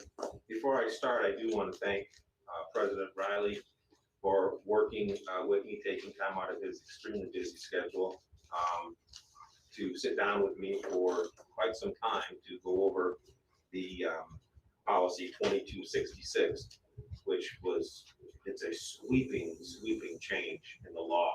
And we'll get to that in a second. So there are two new policies that are scheduled for the first reading this evening. First is policy 8450.01, protective facial covering during pandemic and epidemic events. The proposed new policy addresses the use of face masks and other face covering apparatus during a pandemic or epidemic. The Indiana Department of Education requires all school corporations that apply for face masks from the IDOE to have a face mask policy, and this proposed policy will satisfy that requirement. The second is policy 2266, non-discrimination on the basis of sex in education programs or activities. This spring, the U.S. Department of Education, the Office of Civil Rights, amended existing Title IX regulations. The amended regulations and commentary exceeded 2,000 pages. These new regulations brought about sweeping changes on how educational institutions address, investigate, and adjudicate allegations of sexual harassment occurring within their programs and their activities. This new policy addresses and incorporates the changes mandated by the revisions to the Title IX regulations. Again, thank you, President Brown, for your help in drafting this new policy. Glad to answer questions. Mr. Woods? Go ahead, Mr. Beal. Well, give me an example of who the decision maker would be if they Title IX coordinator So there would appoint a decision. Sure. So there's under the policy as drafted, there will be two coordinators, preferably a male and a female. And then the decision maker will be selected by the coordinators, much like when you have a decision maker, you know, in expulsion issues or something of that nature. I mean, the decision maker could change from incident to incident. Would it be an employee of the corporation, or would it be someone outside of the corporation that you would appoint? It would probably be someone outside of the corporation that you would appoint. Probably it would be an attorney. Is that correct? Most likely. Or someone that is, you know, familiar with these types of issues that they're going to be addressing, these serious. They're gonna have to know the policy inside out. Yes, and it's 22 pages. It's quite extensive. So my question, and I comment, I have a question as to the Title IX coordinator. Is it the intent of the policy, because we're not required to identify specifically who they're going to be, that we would identify those individuals in the administrative guideline? Well, that's a good point. You can do it there. The recommendation was don't put the specific person in here, put a category of what their title is. You know, like I don't know who it would be, but you would have not the names of the persons, but the person who's holding this position. So that you don't have to amend the policy every time somebody leaves. Right. I guess my concern would be our policies are online. And I think for something dealing with sexual harassment and sexual assault and stalking and domestic violence and sexual discrimination. I know it might require us to vote occasionally, but I think it's important to identify who those people are, at least in the policy, so the board knows who they are, because if they get dumped in an administrative guideline, we won't really know who they are after a couple of years. And nobody in the outside world will know who they are. So I think it'd be important to identify who they are in the policy, just for purposes of transparency, because their work is so important. I know that we may have two, but I would also encourage us, I think the recommendation is male and female, but also I sure would like to have some diversity that reflects the ever-changing diversity that we have at PHM as well in that regard. So that's just my thought on that. I'm very pleased that you and Jeff, Chris, you guys were really inclusive of language dealing with consent that is not necessarily required to be in the policy under Title IX, and incapacitation, which really protects our employees and students. It's onerous language as to the law, and I think it's good language that heightens our commitment to having a workplace and environment that's free from sexual discrimination of any type. So I thank you guys for including that language, even though it's not necessary under the federal law. Thank you, Mr. Woods. I think presently the Title IX coordinator has to be identified on your website. Well, you gotta look, but it is on our website, or it was when I read that a couple of years ago.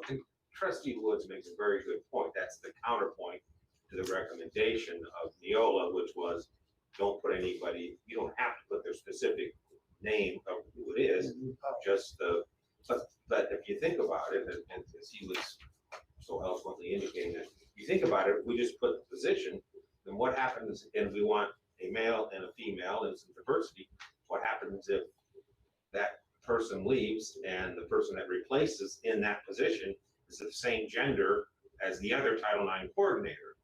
See what I'm saying? So now you're stuck with not serving that well. So maybe it is worth it. It's such an important, protection and such an important policy. Maybe it is worth the additional occasional coming back to the board and revising it. It's not like we don't meet twice a month.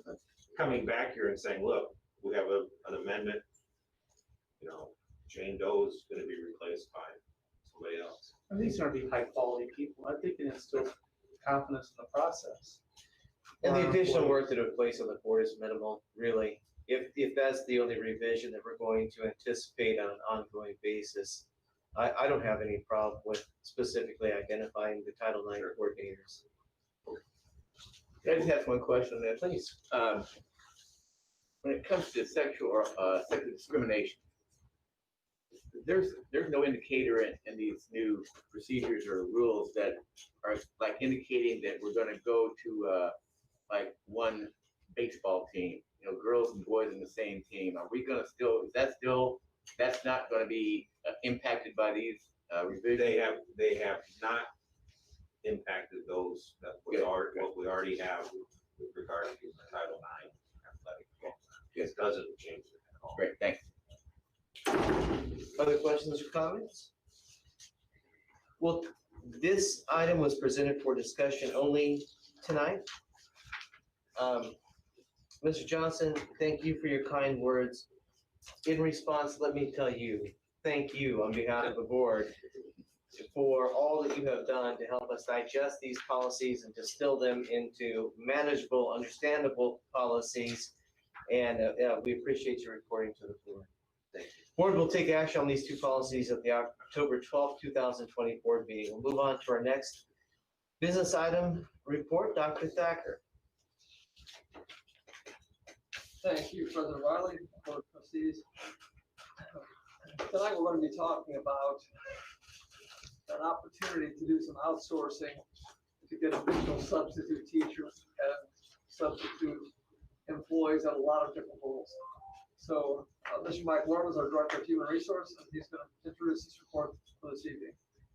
Mr. Lorman. Good evening, President Riley, board members, Dr. Thacker.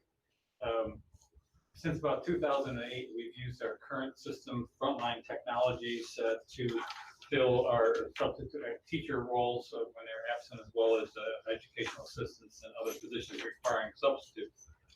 Our fill rate has declined in recent years. That wouldn't be any different whether we were in San Diego or Bangor, Maine.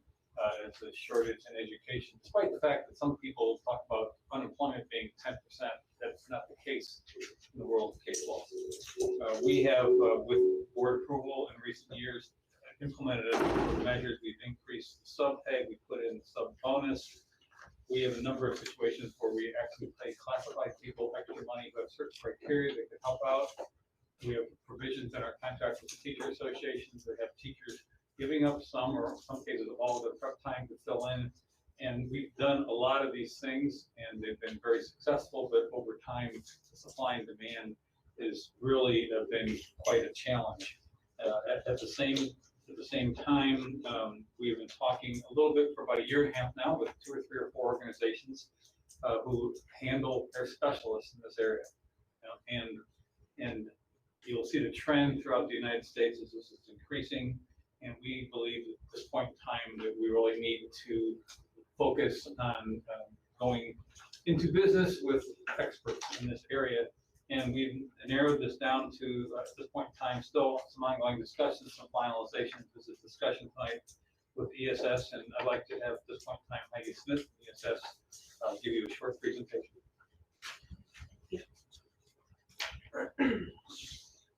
Thank you for having me here tonight, Dr. Thacker and board members. My name is Heidi Smith. I am the Director of Business Development with ESS. We started this conversation, I would say, at the beginning of 2020 with Mike and Jerry and Tammy and Jason, and then Corona hit. So we're here. I'd like to take the next 10 minutes just to go through what service we do provide, how we can help with that substitute shortage. And so here we go. Let's see, what do I do here? Just the, okay. So according to the National Council of Teacher Quality, did you know that the average student in their lifetime for K through 12 is going to spend almost a school year with a substitute? It's quite amazing. So it just shows you the importance of a substitute teacher, substitute para, substitute aide. Our mission at ESS is to recruit, train, develop highly qualified substitutes, whether that be any of the substitutes, but we're going to focus today on substitute teachers and substitute aides / paras. So who is ESS? ESS is a substitute staffing company. We've been in business for over 20 years. We are exclusive in the market for pre-K through 12. We don't focus in any other industry, only education. We service over 750 school districts nationwide, and that number is going up every month. Our business is absolutely booming right now. I think one of the things that makes ESS different than some other substitute staffing companies out there is the amount of time and money we invest back into our substitutes. We want to make sure that our substitutes are highly qualified, highly trained, highly motivated, and ready to work on the dime in case your kids need their help. So we do have a 97% retention rate and satisfaction rate, which I'm really, really proud of. This is just a small list of some of the school districts we work with in Indiana. I think there's about 40 there. Okay, so what are some anticipated challenges for 2021? We know what the basic one is. But as far as substitute goes, we want to talk about just number one, there is a nationwide teacher shortage. We know that. Now that's been exacerbated by COVID-19. We also know that due to COVID-19, there's increased demands on school corporations to manage expanded staffing needs. So that's happening. We do not have an end date to virtual learning because of COVID. We are in the substitute industry, we've always done last minute fills. So someone's child gets sick, they get a flat tire coming into school, and we're used to that. Now, depending on how positive tests work with and random quarantining, that may be even more exasperated. So we may have to do that even more. We know that there's a limited subpool. That's just nationwide. We know that there's historical demands on your full-time teachers who are actually filling in for other full-time teachers when substitutes can't be found. And sometimes that's up to 30% of your absences are being filled by full-time teachers. And then there's historical low rates for both certified and non-certified vacancies. The non-certified vacancies are really hard to find, especially when you are a traditional school and you have so many other focuses. So what ESS can provide is that this is our concentrated effort. This is what we do for a living, substitutes. This is all we do. We aren't pulled in so many different directions like your staff is. So our full service model looks like this, real basic. Scope of services, we'll go through everything real quick. Recruit, screen, and hire those substitutes, background checks, any state and school qualifications will abide by. Train, live, we used to do live, we can do virtual training, but we can make that very customized to your school district. Evaluate, direct, and manage. We'll use the managing through the ASAP system. That's the product that we use as well. So we'll continue. There will be no change for your existing staff, which will be nice. We handle the payroll. We handle all insurances. We do offer benefits to our substitutes on day one. They can purchase our benefits, health, dental, vision at a very reasonable cost. Workers' comp, we pay. Unemployment, we pay. And we manage the ACH. As far as improving fill rates, the main reason why school corporations and school districts come to us is for fill rate increase.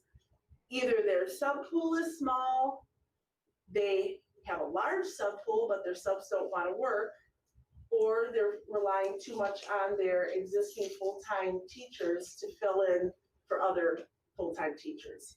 So whatever it may be, we find that districts are coming to us to improve fill rates. This graph, I love this graph because this is across the nation, but it shows the light blue is pre-ESS and the dark blue is once they're with ESS. About 3 to 6 months, usually we can make a real significant jump in your fill rates. Of course, equality is extremely important in pre-K through 12. We know that. But what we're also finding is that right within your own communities across the nation, there's no equity. So there may be 10 buildings and 7 have great fill rates, but 3 are extremely hard to fill for whatever reason. Either low income area, the ages of the kids, whatever that may be, the substitutes don't necessarily want to go there. And then what's happening to your kids that day? Are they getting a quality day of education or is it a wasted day? And so at ESS, our focus would be to make sure that there's equity across the board in all 15 of your buildings. So the goals for Penn-Harris-Madison School Corporation would be to, number 1, implement a recruiting program immediately. We have a local recruiting team right here, and we would want to increase that substitute pool. And again, we can do that just because that's all we do. We don't focus on anything else. This is our focus.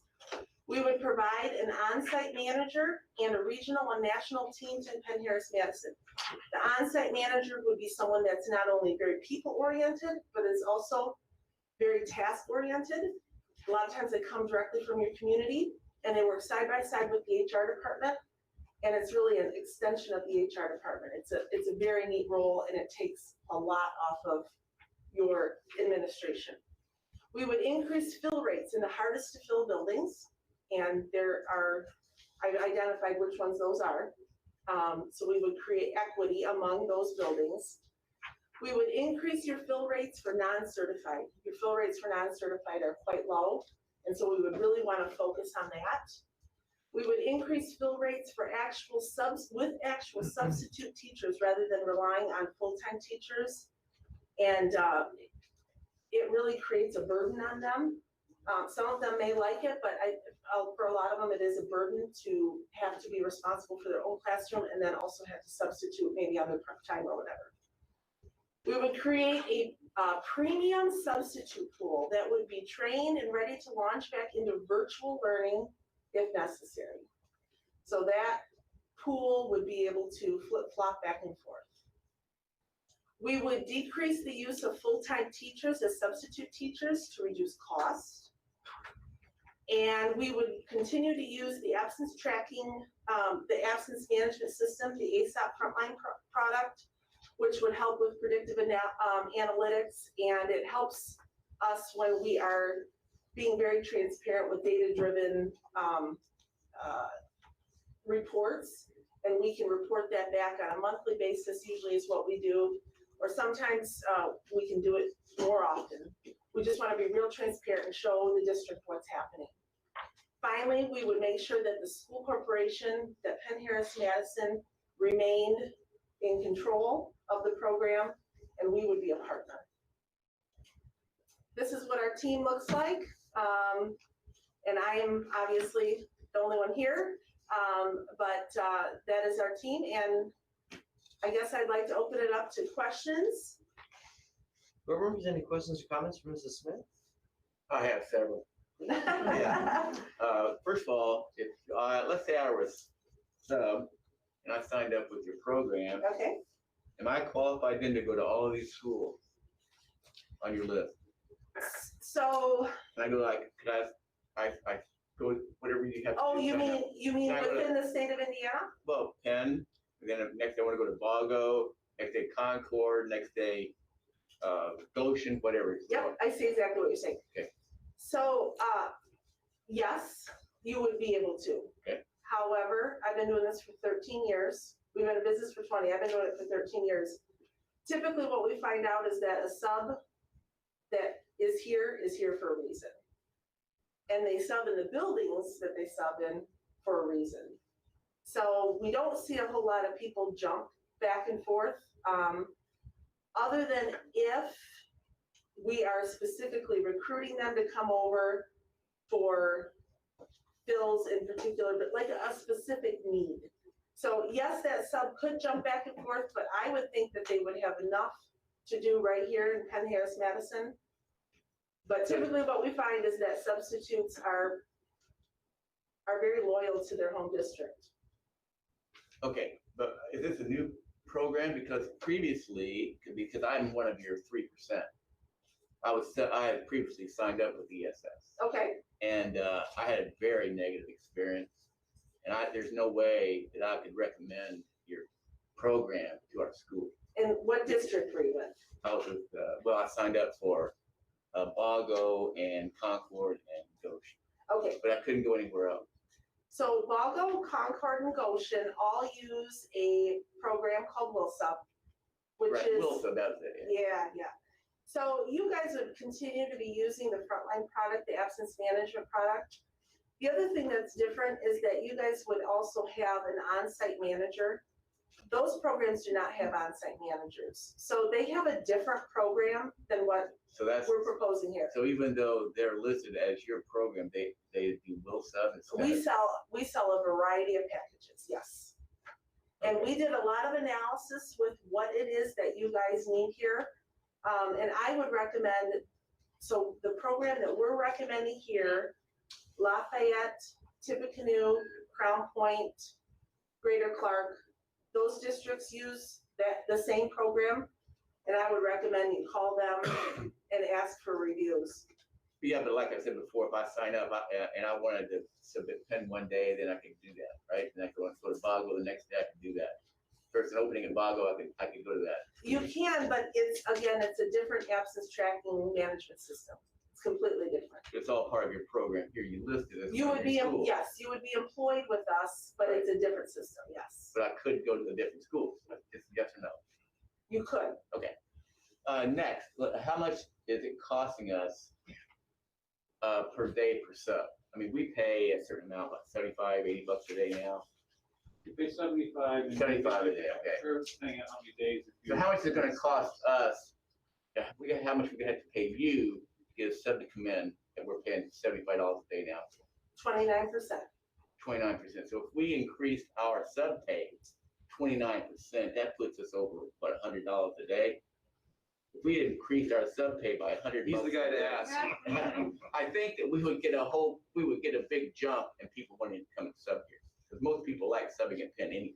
So And here's if we the, raised our rates somewhere competitive with Elkhart, then why would we need to bring in and pay someone else 30% when we could do it ourselves? so right now you are paying FICA, workers' comp, liability, unemployment. You're paying processing fees for payroll. You're paying unemployment. You're paying workers' comp. We pay unemployment for subs? Yes. Okay. So, I don't think so. so that 29%,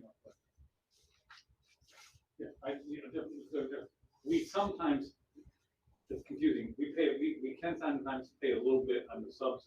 If people work for us and then they go someplace else and then they get laid off, in the state of Indiana, we would have to pay a percentage of that. Okay. All right. But also, those are business expenses that we can use in our taxes, is that right? Money that we pay for FICA or whatever, aren't those business expenses that we get to, aren't they the tax break for us? Tax exempt. What's that? We're tax exempt. Oh, so we don't have to worry about that. All right. So my point is, maybe it's a great program. I did not have very success with it. I'm not a stupid person, and it didn't work for me. And I've subbed quite a lot at other schools in the area. And I never had a problem like I had with this particular will sub. I guess it was not the same. Must be different.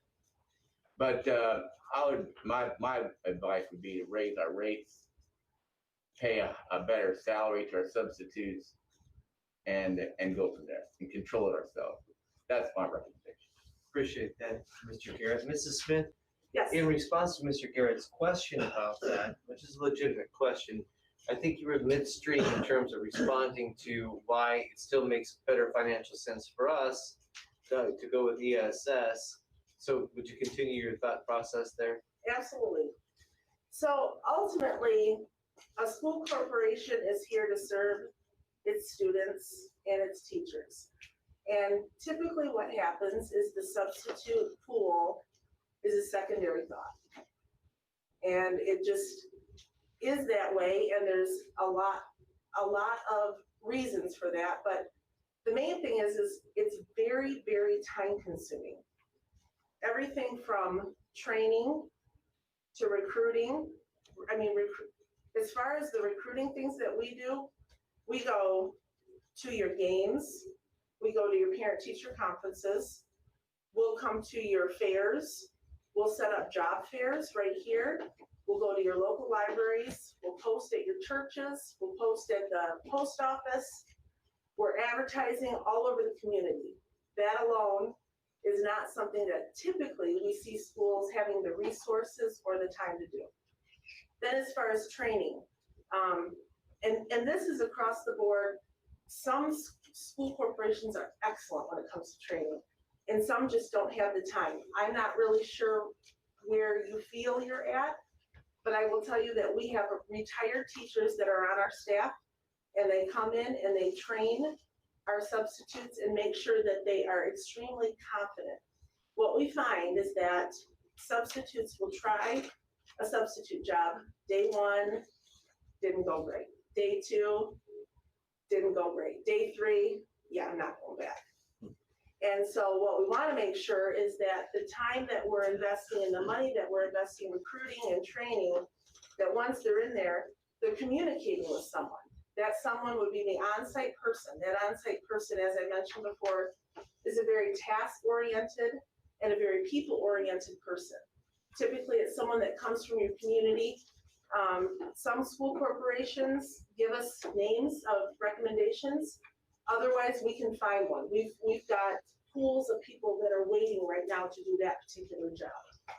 And so that person is the one that would be communicating not only with the building secretaries and the building principals and the administration, but also with those substitutes. Those substitutes have a real family, and Tammy does such an awesome job here, but Tammy is pulled in so many different directions, it makes it difficult to be ultra focused.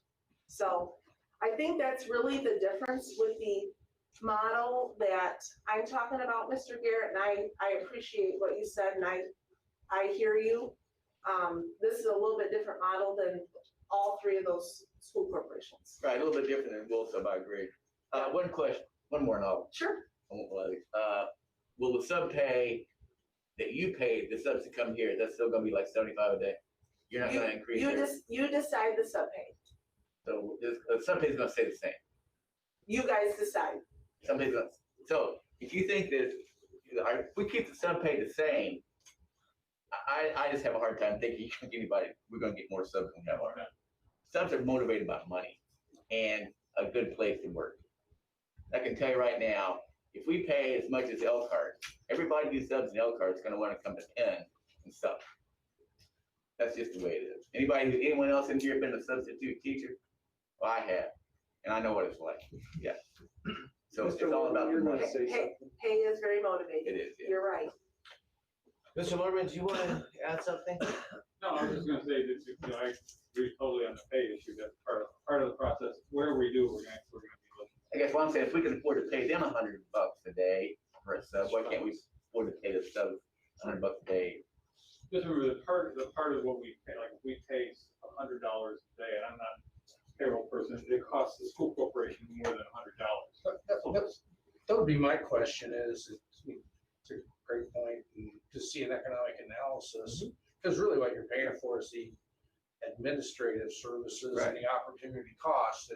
So understanding the economic analysis might be interesting for the next, when it comes back, I think, for the next meeting. I think the administrative services and certainly the recruiting, which the recruiting seems to be pretty time intensive on ESS's part. Well, this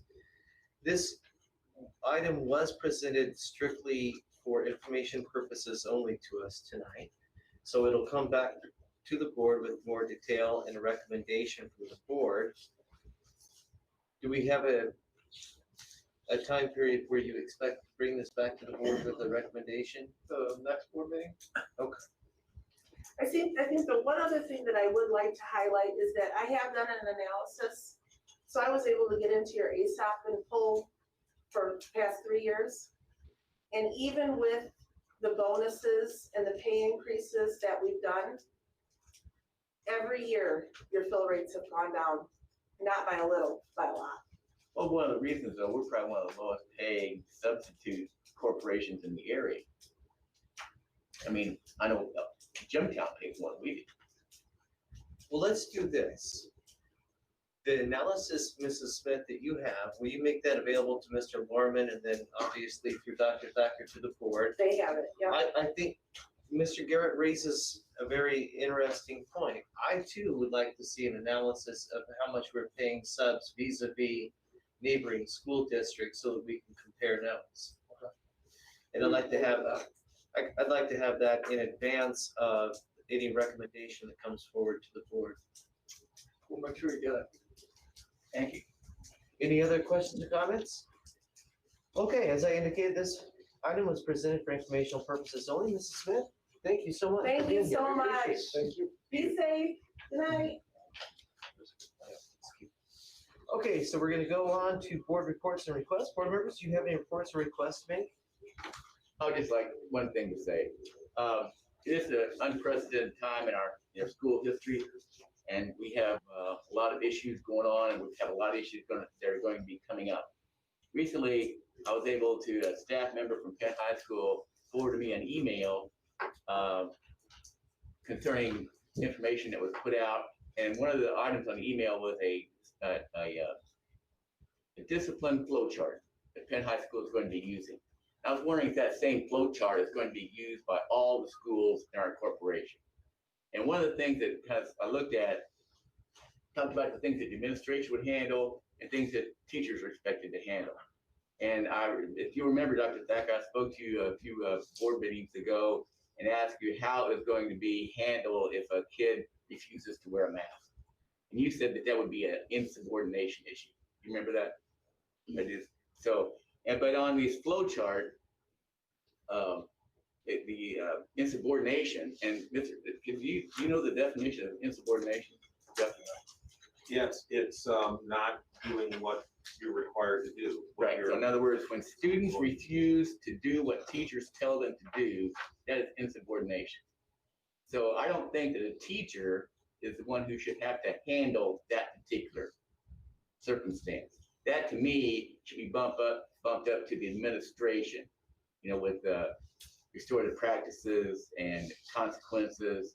Let the students know that you're not allowed to not do what you're told by the teacher.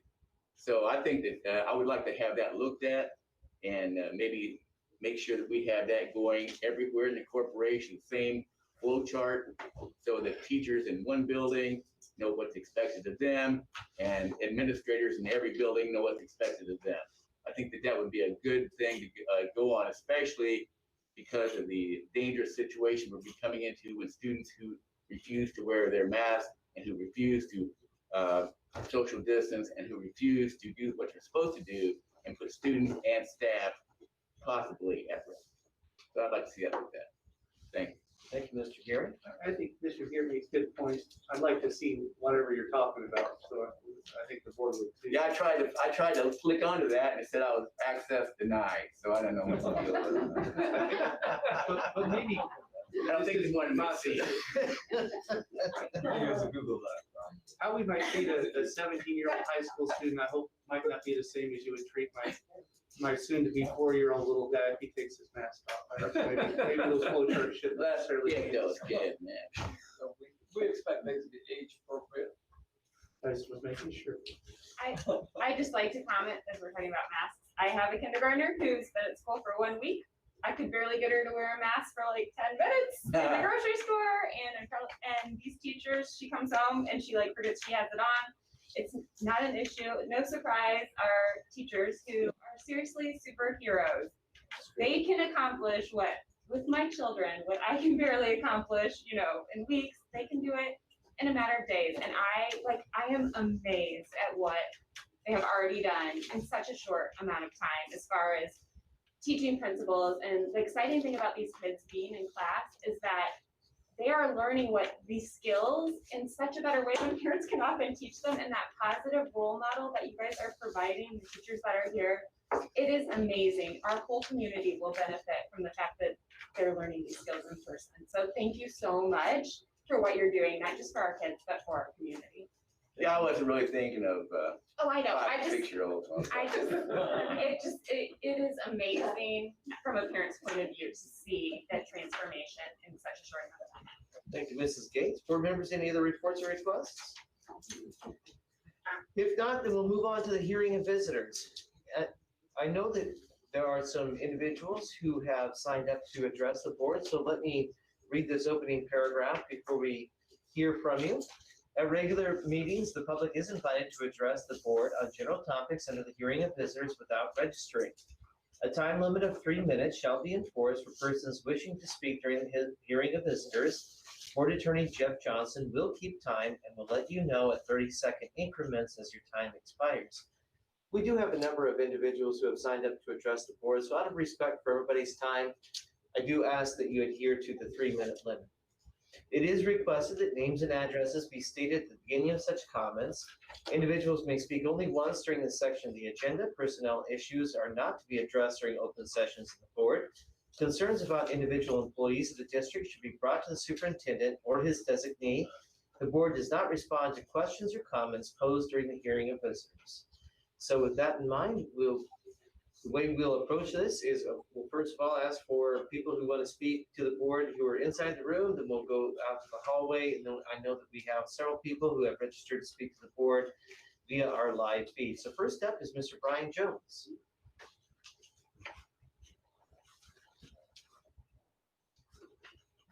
Good evening, Dr. Thacker, Mr. Riley, and board members. You may remember 3 weeks ago, I stood here and spoke with all of you on behalf of a group of parents that formed the committee to return kids to the classroom, advocating for a safe return to classroom and putting in protocols and procedures that would allow a safe and effective learning environment for all of our children. We also were speaking about the need for transparency and clarity into the decision-making, the protocols that would be in place, and all of those things.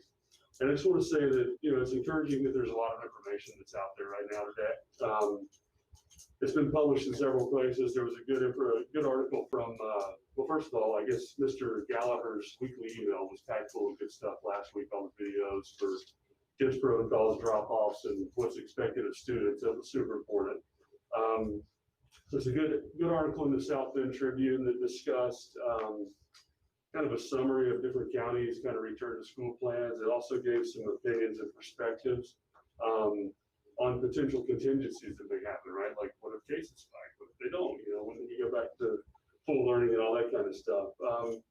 There's some information there as well, and both of those places on contact tracing and the need to keep groups of people, their social circles kind of small with like assigned seating and things like that. So I believe it's all starting to come together. So that's a good thing, and I think it's super important because these are all good, and they need to be shared constantly, right? And they need to be made available to everyone, in the best format possible. Mr. Gallagher went to everyone in PHM, I guess, in Penn High School anyway. But unless I'm looking for that article in the South Bend Tribune or trying to do my homework before speaking with you folks, I probably don't stumble across some of that stuff. The Indiana Department of Health put out a matrix that outlines like guidelines on what to do when someone may have been exposed or showed symptoms or test positive, right? So that's something that people need in their hands before there's an issue, so they know what to do instead of go search for it after the fact or send their kid to school maybe after they've been exposed or infected. We heard from Dr. Sears, we heard from Ms. Flanagan and Ms. Zimmer on kind of the emotional state of people during the crisis that we're in and the need to be with their peers. Really good discussion, by the way. Good points made by you, Mr. Riley. And I just want to say we look forward to continuing discussion and meeting with you all tomorrow and to work for a safe, effective way to get kids back in school full time. And thank you for all that you're doing. I wanted to be here tonight so we could gain a little bit better understanding of all the things that you face when you are making these decisions. We appreciate it. And we just look forward to continuing the discussion going forward. So thank you. Sounds great, Mr. Jones. We'll see you tomorrow afternoon. Is there anyone else here in the boardroom who would like to speak to the board? Ma'am, in the first row, I saw your hand go up there.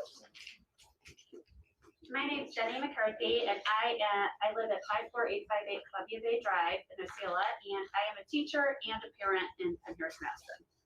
This is my 27th year of teaching, and I never predicted that my school life would look like this 27 years ago. I don't know that I would have chose this occupation if I would have known what it looks like now.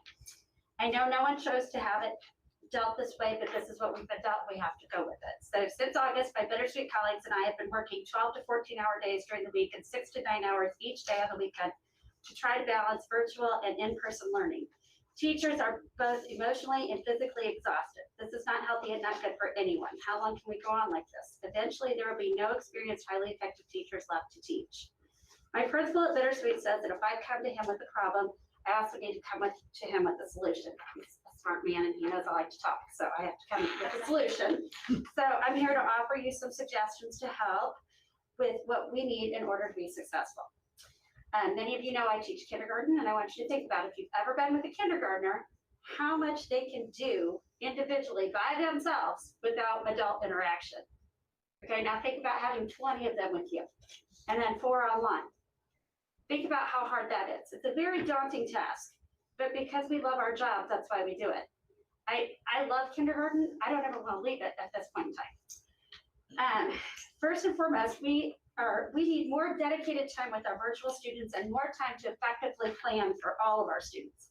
One option might be to align with our middle school and high school schedule and offer an elementary e-learning day. This would allow us an optional, focused virtual teaching time and offer more planning for face-to-face learners.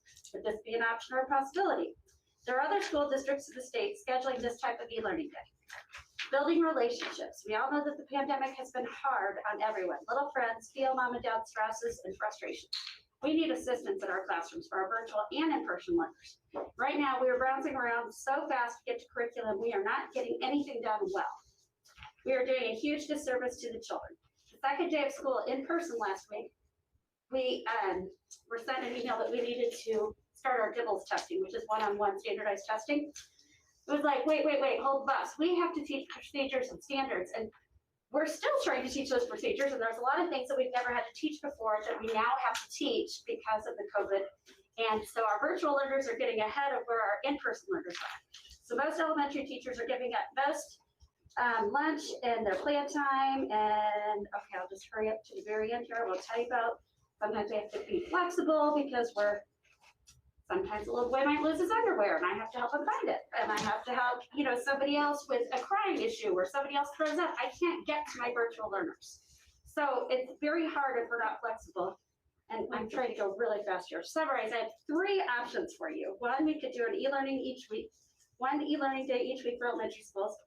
2, we could have separate virtual teachers. Or 3, hire more teacher aides or assistants in each classroom. Teachers can do hard things, but this is not just hard, this is impossible. Thank you, Mrs. McCarthy. I know you were trying to be very respectful of 3 minutes. Yes, I was. It looks like you have your notes typed up. Oh, yeah. If you speak to Mrs. Bradbury, she could give you her email address. You I'll can send it email to you. that to I've got her email. to her, and- Absolutely. and then that way I'd be we can happy read it. to. And I forgot to mention, if anybody wants to come and visit my classroom, I invite you to come. Mr. Woods came, it's fabulous. But I'd like you to come spend the whole day with me. That's great. Thank you very much, Mrs. Is that a McCarthy. sub-pay or? No, you got no pay. Okay, But next- you might get a lunch. Next up, yes, ma'am.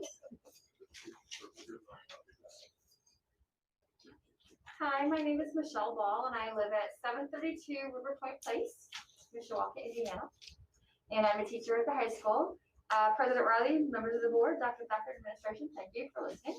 I'm here for a couple different reasons. The first one is we talk about transparency, and I think we've talked about that word almost over. One of the big things for me is I know a lot of people, a lot of different schools throughout the country, as well as down in Indianapolis, have what's called a dashboard.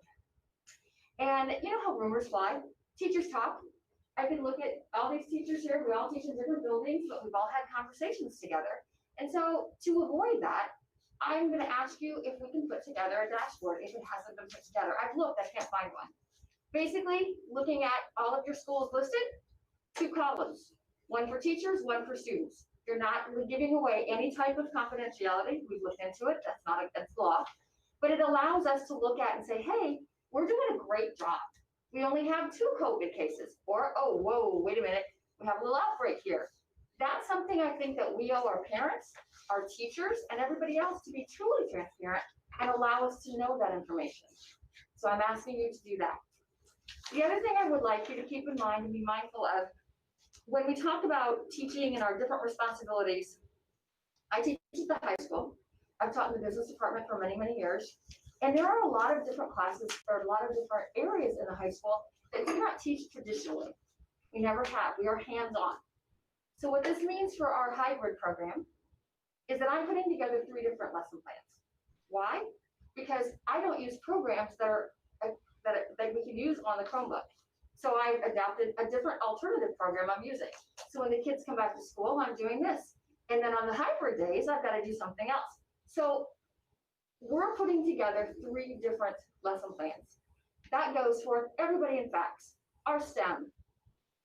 Thank you. Our STEM department. We have a lot, our department. Everybody that has anything to do with hands-on manufacturing, they're doing it, but they have to be creative. And we're stepping up to the challenge, but I'm getting no sleep. And then I'm yelling at my husband and not being a nice person overall. That's true. And then I keep saying, sorry, honey. But honestly, I just want you to keep that, be mindful that it's not just all delivery at the high school. We're really trying to do our part. So that's all. Thank you. Great, thank you, Mrs. Bone. Appreciate it very much. Did you guys have? Oh, you can't ask any, sorry. No, we can't. We don't ask questions during the hearing of visitors, but thank you for your presentation. Yes. Hello. My name is Cindy Vitalis. I live at 15950 Presswood Lane, Granger. This is my 34th year of teaching in PHM. Just to kind of go over some information we shared earlier, out of 11 elementary schools, 8 are displaced in PE. That's huge. Okay, I know parents were not given an easy choice to make when they were told they could choose to keep their kids home and participate in virtual learning or send their kids to our buildings. As a parent myself, I know that those parents use the information they have been given to think long and hard about what was safest for their kids. However, I do not feel that parents have been given all the information they need to make that decision. It is only right to give parents all the information when it comes to the safety of their children. This will only work with transparency between administration, teachers, and our parents. My principal has been very helpful, but her hands are tied. We are trying to get petitions for the lunch tables. Until those come in, I have no gym, no gymnasium, no safe place for your children. Parents were told that kids would stick to their classmates to form a social bubble. If implemented, this would contain possible outbreaks and minimize school-wide spread. Were parents informed that classes are combined, split up, and mixed together for PE and other specials? This further affects the safety of our children by giving me 37 students in a PE class with no gym space in which to teach them. With short notice, I was told the gymnasium would be used as a lunch space, and I'd have to make do with the tennis courts across the parking lot. Every single class period starts and ends with me trying to guide 37 4 to 11-year-olds across a parking lot. Every single class period is scary. As these children cross the parking lot to the tennis court with no bathrooms, no easy access to the nurse's office in case of a bee sting, asthma attack, or other injury, these things have occurred. While we are doing our best, the classroom is not a space where I can give my students the PE space they deserve. I've been fighting weeds that grow in the cracks of the tennis courts, bees and outside noise, including trains, the business next to the school, road noise, pre-K dismissal, and even the crowing of a morning rooster. This setup already does not work, and as the weather changes, I honestly do not know what I will do with my 37 students. Today, there was a crane moving through the parking lot to work on the school. Also, I traveled to 2 schools, which not only increases my risk, but also increases the risk of possible infection spreading between schools. I raised this concern with Human Resources, and he shared that he travels to 17 schools during a year. I do not feel this is a similar comparison, nor the best safety measure for Mary Frank, North Point, or myself. We need support. What other teacher has to recreate a classroom every morning? This includes making sure the equipment too heavy to take in each and every day is still locked and wiped down. The weeds knee-high are taken care of. The eggs thrown over the tennis court are cleaned up by me. Items that are found in around the space, some items I will not mention. I am sure you can appreciate. Thank you. Thank you. Thank you, Mrs. Patalis. Anybody else over this side of the room? Come on up. Peggy Reisdorf, 139 Virginia Street. I teach at Prairie Vista Kindergarten. Jenny McCarthy, she's my buddy. For anyone that knows me, this is completely out of my comfort zone, but something this important needs to be heard. So I'm here tonight to share with you that the current instructional plan is not sustainable for teachers for the following reasons. 1, teachers cannot keep up the pace that is required to teach both virtual and face-to-face students. Teachers are working many hours at school, staying late at school, and working hours at home. Some have already had panic attacks, been affected by shingles brought on by stress, and are just mentally and physically exhausted. And we have only been doing the face-to-face and virtual for 1 week. Teachers are being pulled in too many directions. It's hard to jump from virtual to in-person and back to virtual. Not to mention, it feels like I'm not giving my kids my complete attention. For example, I had a student today who was crying because she didn't want to go out to recess. However, recess is one of our live times, and I had to say, you'll be okay, get outside so I can get on my live virtual meet. Makes me feel terrible because I'm not giving my kids my best. Parents of virtual students, while they are happy that they are home and safe, they still would like more. And kindergarten parents are not happy because they see some of the fun things that the kids are doing in class. Their kids at home don't get to do those. Fourth grade parents are not happy because the virtual instruction doesn't have science and social studies that the face-to-face students do. And the fourth grade teachers don't have time in their day to teach science, social studies, math, and reading and writing to both sets of students. Teachers are grateful for the time built in the day for meeting with the virtual students, but we were not given any more plan time. We are actually planning two very different types of instruction, and both take a lot of plan time to be effective instruction. Here are my suggestions for making the situation better. One, let schools decide if they have enough kids in one grade level to do a virtual class and with one dedicated virtual teacher. This would help in two ways. It would ease the burden on teachers doing both virtual and face-to-face, and make the parents happy to have a dedicated teacher who can focus on all aspects of the curriculum. My second suggestion, Jenny and I must be thinking the same, would be to have 2 or 3 e-learning days a month where the teachers can use those days to get caught up on planning or to plan for the virtual. Yikes. So thank you for your time tonight. I hope the administrators, although if ESS goes through, they may not have to do this, but I hope their administrators are ready to help sub in the buildings when the teachers get sick from doing too much. Mrs. Reisdorf, thank you very much. We appreciate it very much. Yes, please, come on in. I'm Karen Logan, and I teach first grade at Moran. And I would like to thank President Riley, members of the board, Dr. Thacker, and the administration for listening. And as I say that, this is my first time this is my 33rd year of teaching, my first time to present to you. And I am truly concerned about our situation. As I was teaching our first graders today, and when I say our first graders, I reminded them that sometimes, when they hear me, they can hear me, but I really need them to listen when I'm trying to teach them. And I'm asking you to listen. I'm here to tell you that the first several weeks of schools we returned to learn were some of the hardest days we as teachers have ever faced. And we kept encouraging one another that we could do this. I think, as Dr. Short said it best about last spring, and Dr. Thacker and the board seemed to agree that what we did as together was nothing short of a miracle. And I believe that's true. And yet here we are, face to face and virtual. And we've been doing it for a week.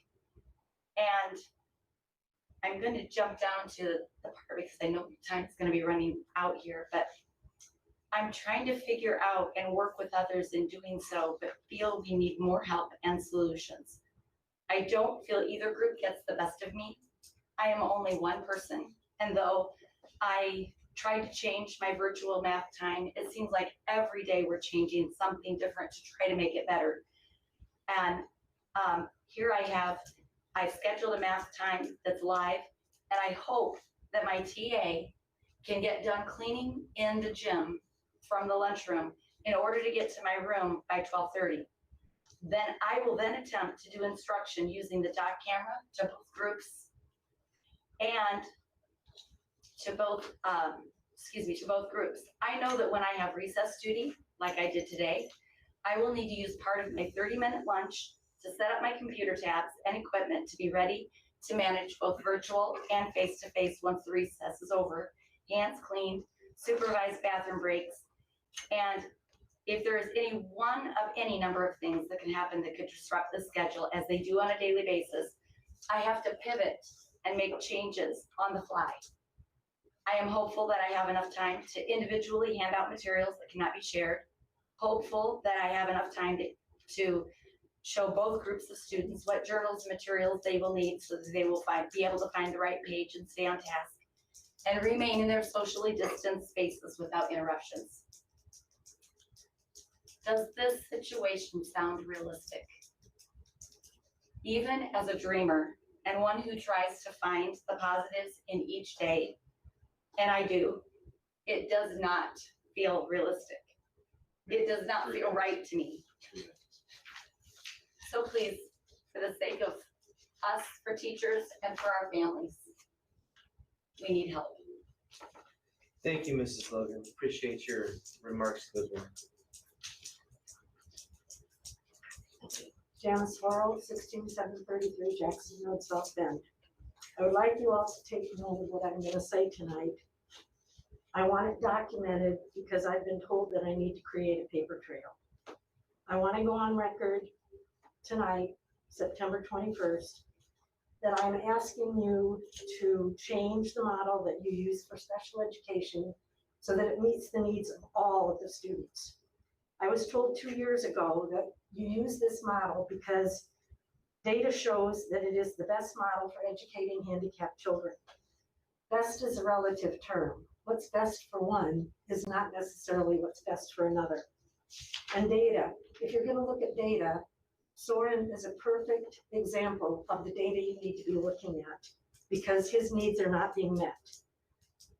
The model that you use violates Public Law 94-142, and I've given you several examples of that.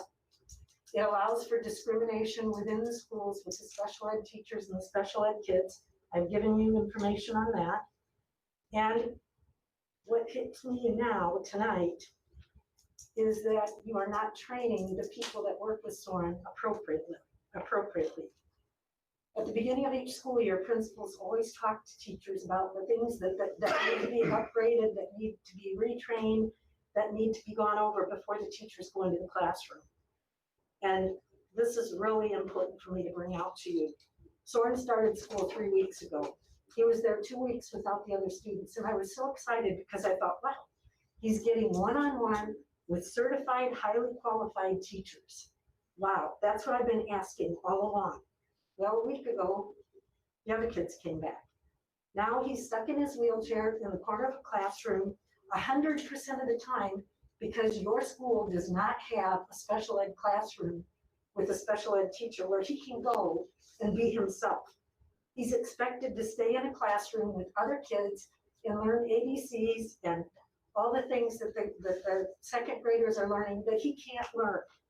What I want to point out to you though, and this is really important, and please take note of this. When things go wrong with the way they're handled with a multiply handicapped, medical fragile child, it can be years before the residual effects take place. I know this from experience because I had a daughter born in 1976 and she died in 1986 from the residual effects of things that went wrong that weren't handled right. So this really hits me. Soren started school 3 weeks ago and something went very wrong. And I was told not to talk about it, so I can't go into it. But when this happens, it could be life-threatening for him. And hopefully it's not going to happen again. But I told you that last February, a year ago last February, his tube was ripped out of his stomach twice in less than a month's time. Ma'am, 3 minutes. We were down at Riley Hospital with that, and that was the residual effects. And I never get enough time to finish what I need to say. Thank you, Mrs. Farrell. Anybody else on this side of the room? Okay, do we have anybody in the lobby who would like to address the board?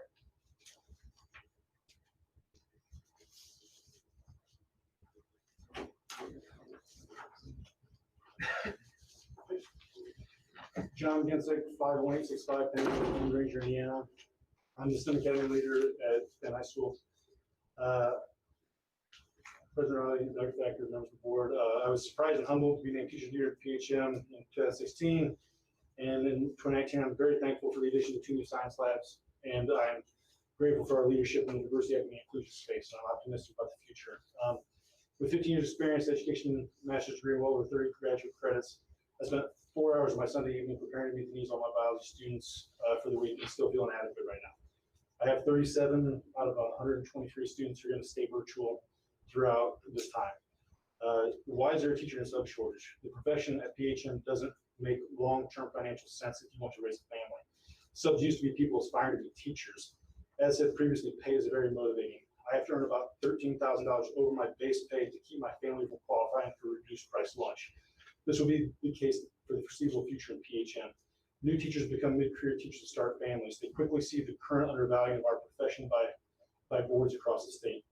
Additionally, trying to hire and retain teachers in STEM has proven less than easy at Penn. Just since last March of this year, we've lost teachers to Purdue Polytechnic South Bend, Queen of Peace, and becoming personal trainer. This summer, we've offered jobs with bonuses to mid-career teachers at Plymouth, Buchanan, and Noblesville. They have declined the offers. I care too much, or I'm naive and think we can do better.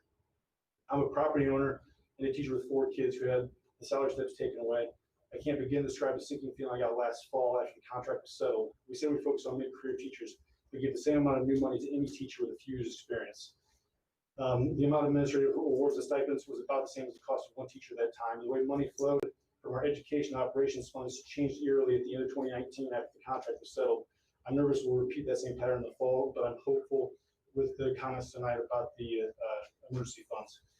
In June, when Jesse and Amy were named as Teacher of the Year, President Riley asked for a report about how the administration was making the teachers feel appreciated.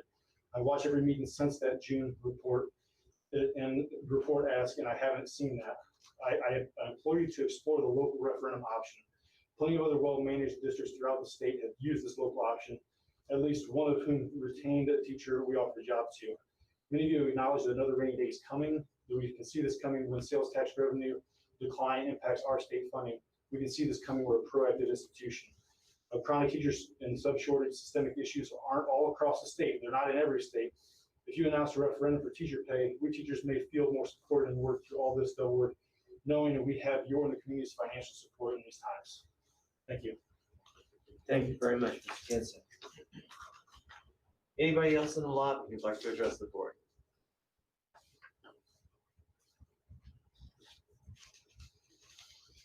Okay, I understand that we do have 2 individuals who have been participating via our live stream who would like to address the board. The first up is Taryn Dinkelman.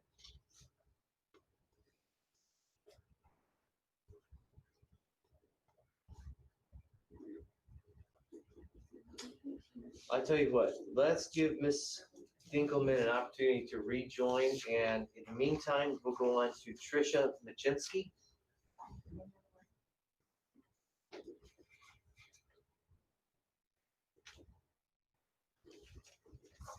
Reminds me of work. Okay, there's Ms. Dinkelman. Okay, Hi there, can everyone hear me? yes, we hear you great. Yeah. So we're going to do Ms. Dinkelman first. She registered first, and then we'll go with Ms. Machinsky. Okay, thank you so much. My name is Taryn Dinkelman. I'm at 14407 Wynwood Court, Granger, and my family have a 2nd grader at North Point. First, I want to thank the teachers and administrators and principal at our school and all the schools who have been tirelessly working to deal with virtual, face-to-face, and hybrid classrooms this last month. We have a very long road ahead of us, and I hope we can all do what's necessary to protect the health, physical and mental, of our teachers, because they are really essential workers for our families. Tonight, I wanted to raise an important issue that I hope will get more attention from the board going forward. The issue relates to surveillance testing for COVID-19 within the PHM school district. There has been significant improvement in techniques and availability of affordable, rapid, easy to administer tests in the past few months. For example, Notre Dame is now starting to implement a saliva test to test all undergraduates, faculty, and staff in rotating pools on a regular basis. Costs for these tests will continue to fall. In an ideal world, we would really have hoped that PHM, a community of 13,000 students and employees, would be able to invest in testing capacity. First, to test teachers and staff for their own safety, and then to engage in surveillance testing of students to identify outbreaks before they have a chance to spread widely. As I'm sure you're all aware, a very large risk of spread comes from asymptomatic or pre-symptomatic cases where self-reported screening is insufficient to stop contagion. Screening for asymptomatic spread may be essential to safely reopen middle and high schools for full-time instruction for all students. I know the school district has many pressing issues to address right now. I'm also aware that the CDC has not recommended surveillance testing for school districts, but not recommending testing does not mean they are recommending not testing. Testing is a win-win-win for parents and students, for teachers, and for the district, and it's not too late to undertake the necessary investments. COVID-19 will most likely be in our community for the next several years. Experts have said we can expect this pandemic to affect our lives at least until the end of 2021. Moreover, the challenges of winter, the riskiest time for indoor spread, and the overlapping cold and flu season are still ahead of us. But we can mitigate the impacts of these challenges on the school system by investing now in surveillance testing programs. I know the board does not respond directly to questions from the floor, but I really hope that in the near future you can clarify for parents and for everyone involved in the district whether the board has explored options for establishing a testing program, whether there are plans to do so, and if not, help us understand why not. What are the constraints to implementing surveillance testing in schools, and what can we as parents do to help alleviate these constraints? I'll stop there. Thanks for your attention. Thank you, Ms. Dinkelman. Appreciate you. Ms. Machinsky? Thank you. Hi, my name is Tricia Machinsky, and I reside at 617 South Ironwood Drive, South Bend. President Riley, Dr. Thacker, and members of the board, thank you for this opportunity. I'm going to speak first as a parent of virtual learners and then as a first grade teacher. The decision to keep our two children home was not one that my husband and I took lightly. Ultimately, we chose the safer option because of my husband's significant, well-documented health concerns. The video that was sent out to elementary parents validated our decision even more. When the original plan came out for the virtual learners, we were outraged and disappointed. Why was going back to an asynchronous, self-paced model suddenly an acceptable form of education? It felt as if our children were being punished for a decision we made. We again were deeply disappointed when the new plan came out. The vagueness of the high school plan, coupled with the significantly less synchronous instruction at the elementary level, left us feeling as if our children's education was not being valued. It again left us feeling like our children were being punished for the decision we made. Our children deserve and are entitled to better than what is being offered. They deserve and desperately need designated virtual teachers. When I walked through, switching to teacher mode, when I walked through the doors of Walt Disney Elementary School in 1997 as a student teacher, I knew I had found my home. I have spent over 20 years walking through those same doors day after day. I have spent 20 years rising to occasions, going above and beyond what is expected, making things work and doing hard things.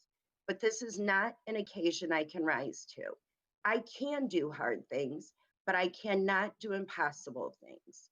Right now, I'm expected to do the impossible and to do it well and with the excellence that we are known for. I am only one person. I am one person planning two different sets of lessons, trying to build relationships with two different sets of learners, and teaching those two different sets of learners. I cannot do any of these things with excellence. Last Thursday, I introduced something new to my virtual learners. They needed additional help, which required me to spend an extra 15 minutes with them. During those 15 minutes, my in-person learners had to sit quietly and wait. That is not okay and does not even come close to the excellence we are known for. I need to do one thing with excellence. I need designated virtual and in-person teachers. I have always felt like an integral part of the triangle of success, but right now, that same triangle of success feels like it is crumbling. Thank you. Thank you, Ms. Machinsky. And I'm informed we don't have anybody else who has registered to address the board by our video live stream. So we will move on to the next item of our agenda, which is announcements. Next regular meeting of the Penn-Harris-Madison Board of School Trustees will convene on Monday, October the 12th, 2020 at 7 p.m. here at the Educational Services Center. With that in mind, do I have a motion to adjourn tonight's meeting? I so move. Second? Second. Mr. Beeler, how do you vote? Aye. Mr. Fox, how do you vote? Aye. Mr. Garrett, how do you vote? Aye. Mrs. Galloway, how do you vote? Aye. Mr. Riley, how do you vote? Aye. Mr. Lewis, how do you vote? Mrs. Gates, how do you vote? Aye. Motion carries by a vote of 7-0. We are adjourned at 9:59 p.m. Thank you. Oh,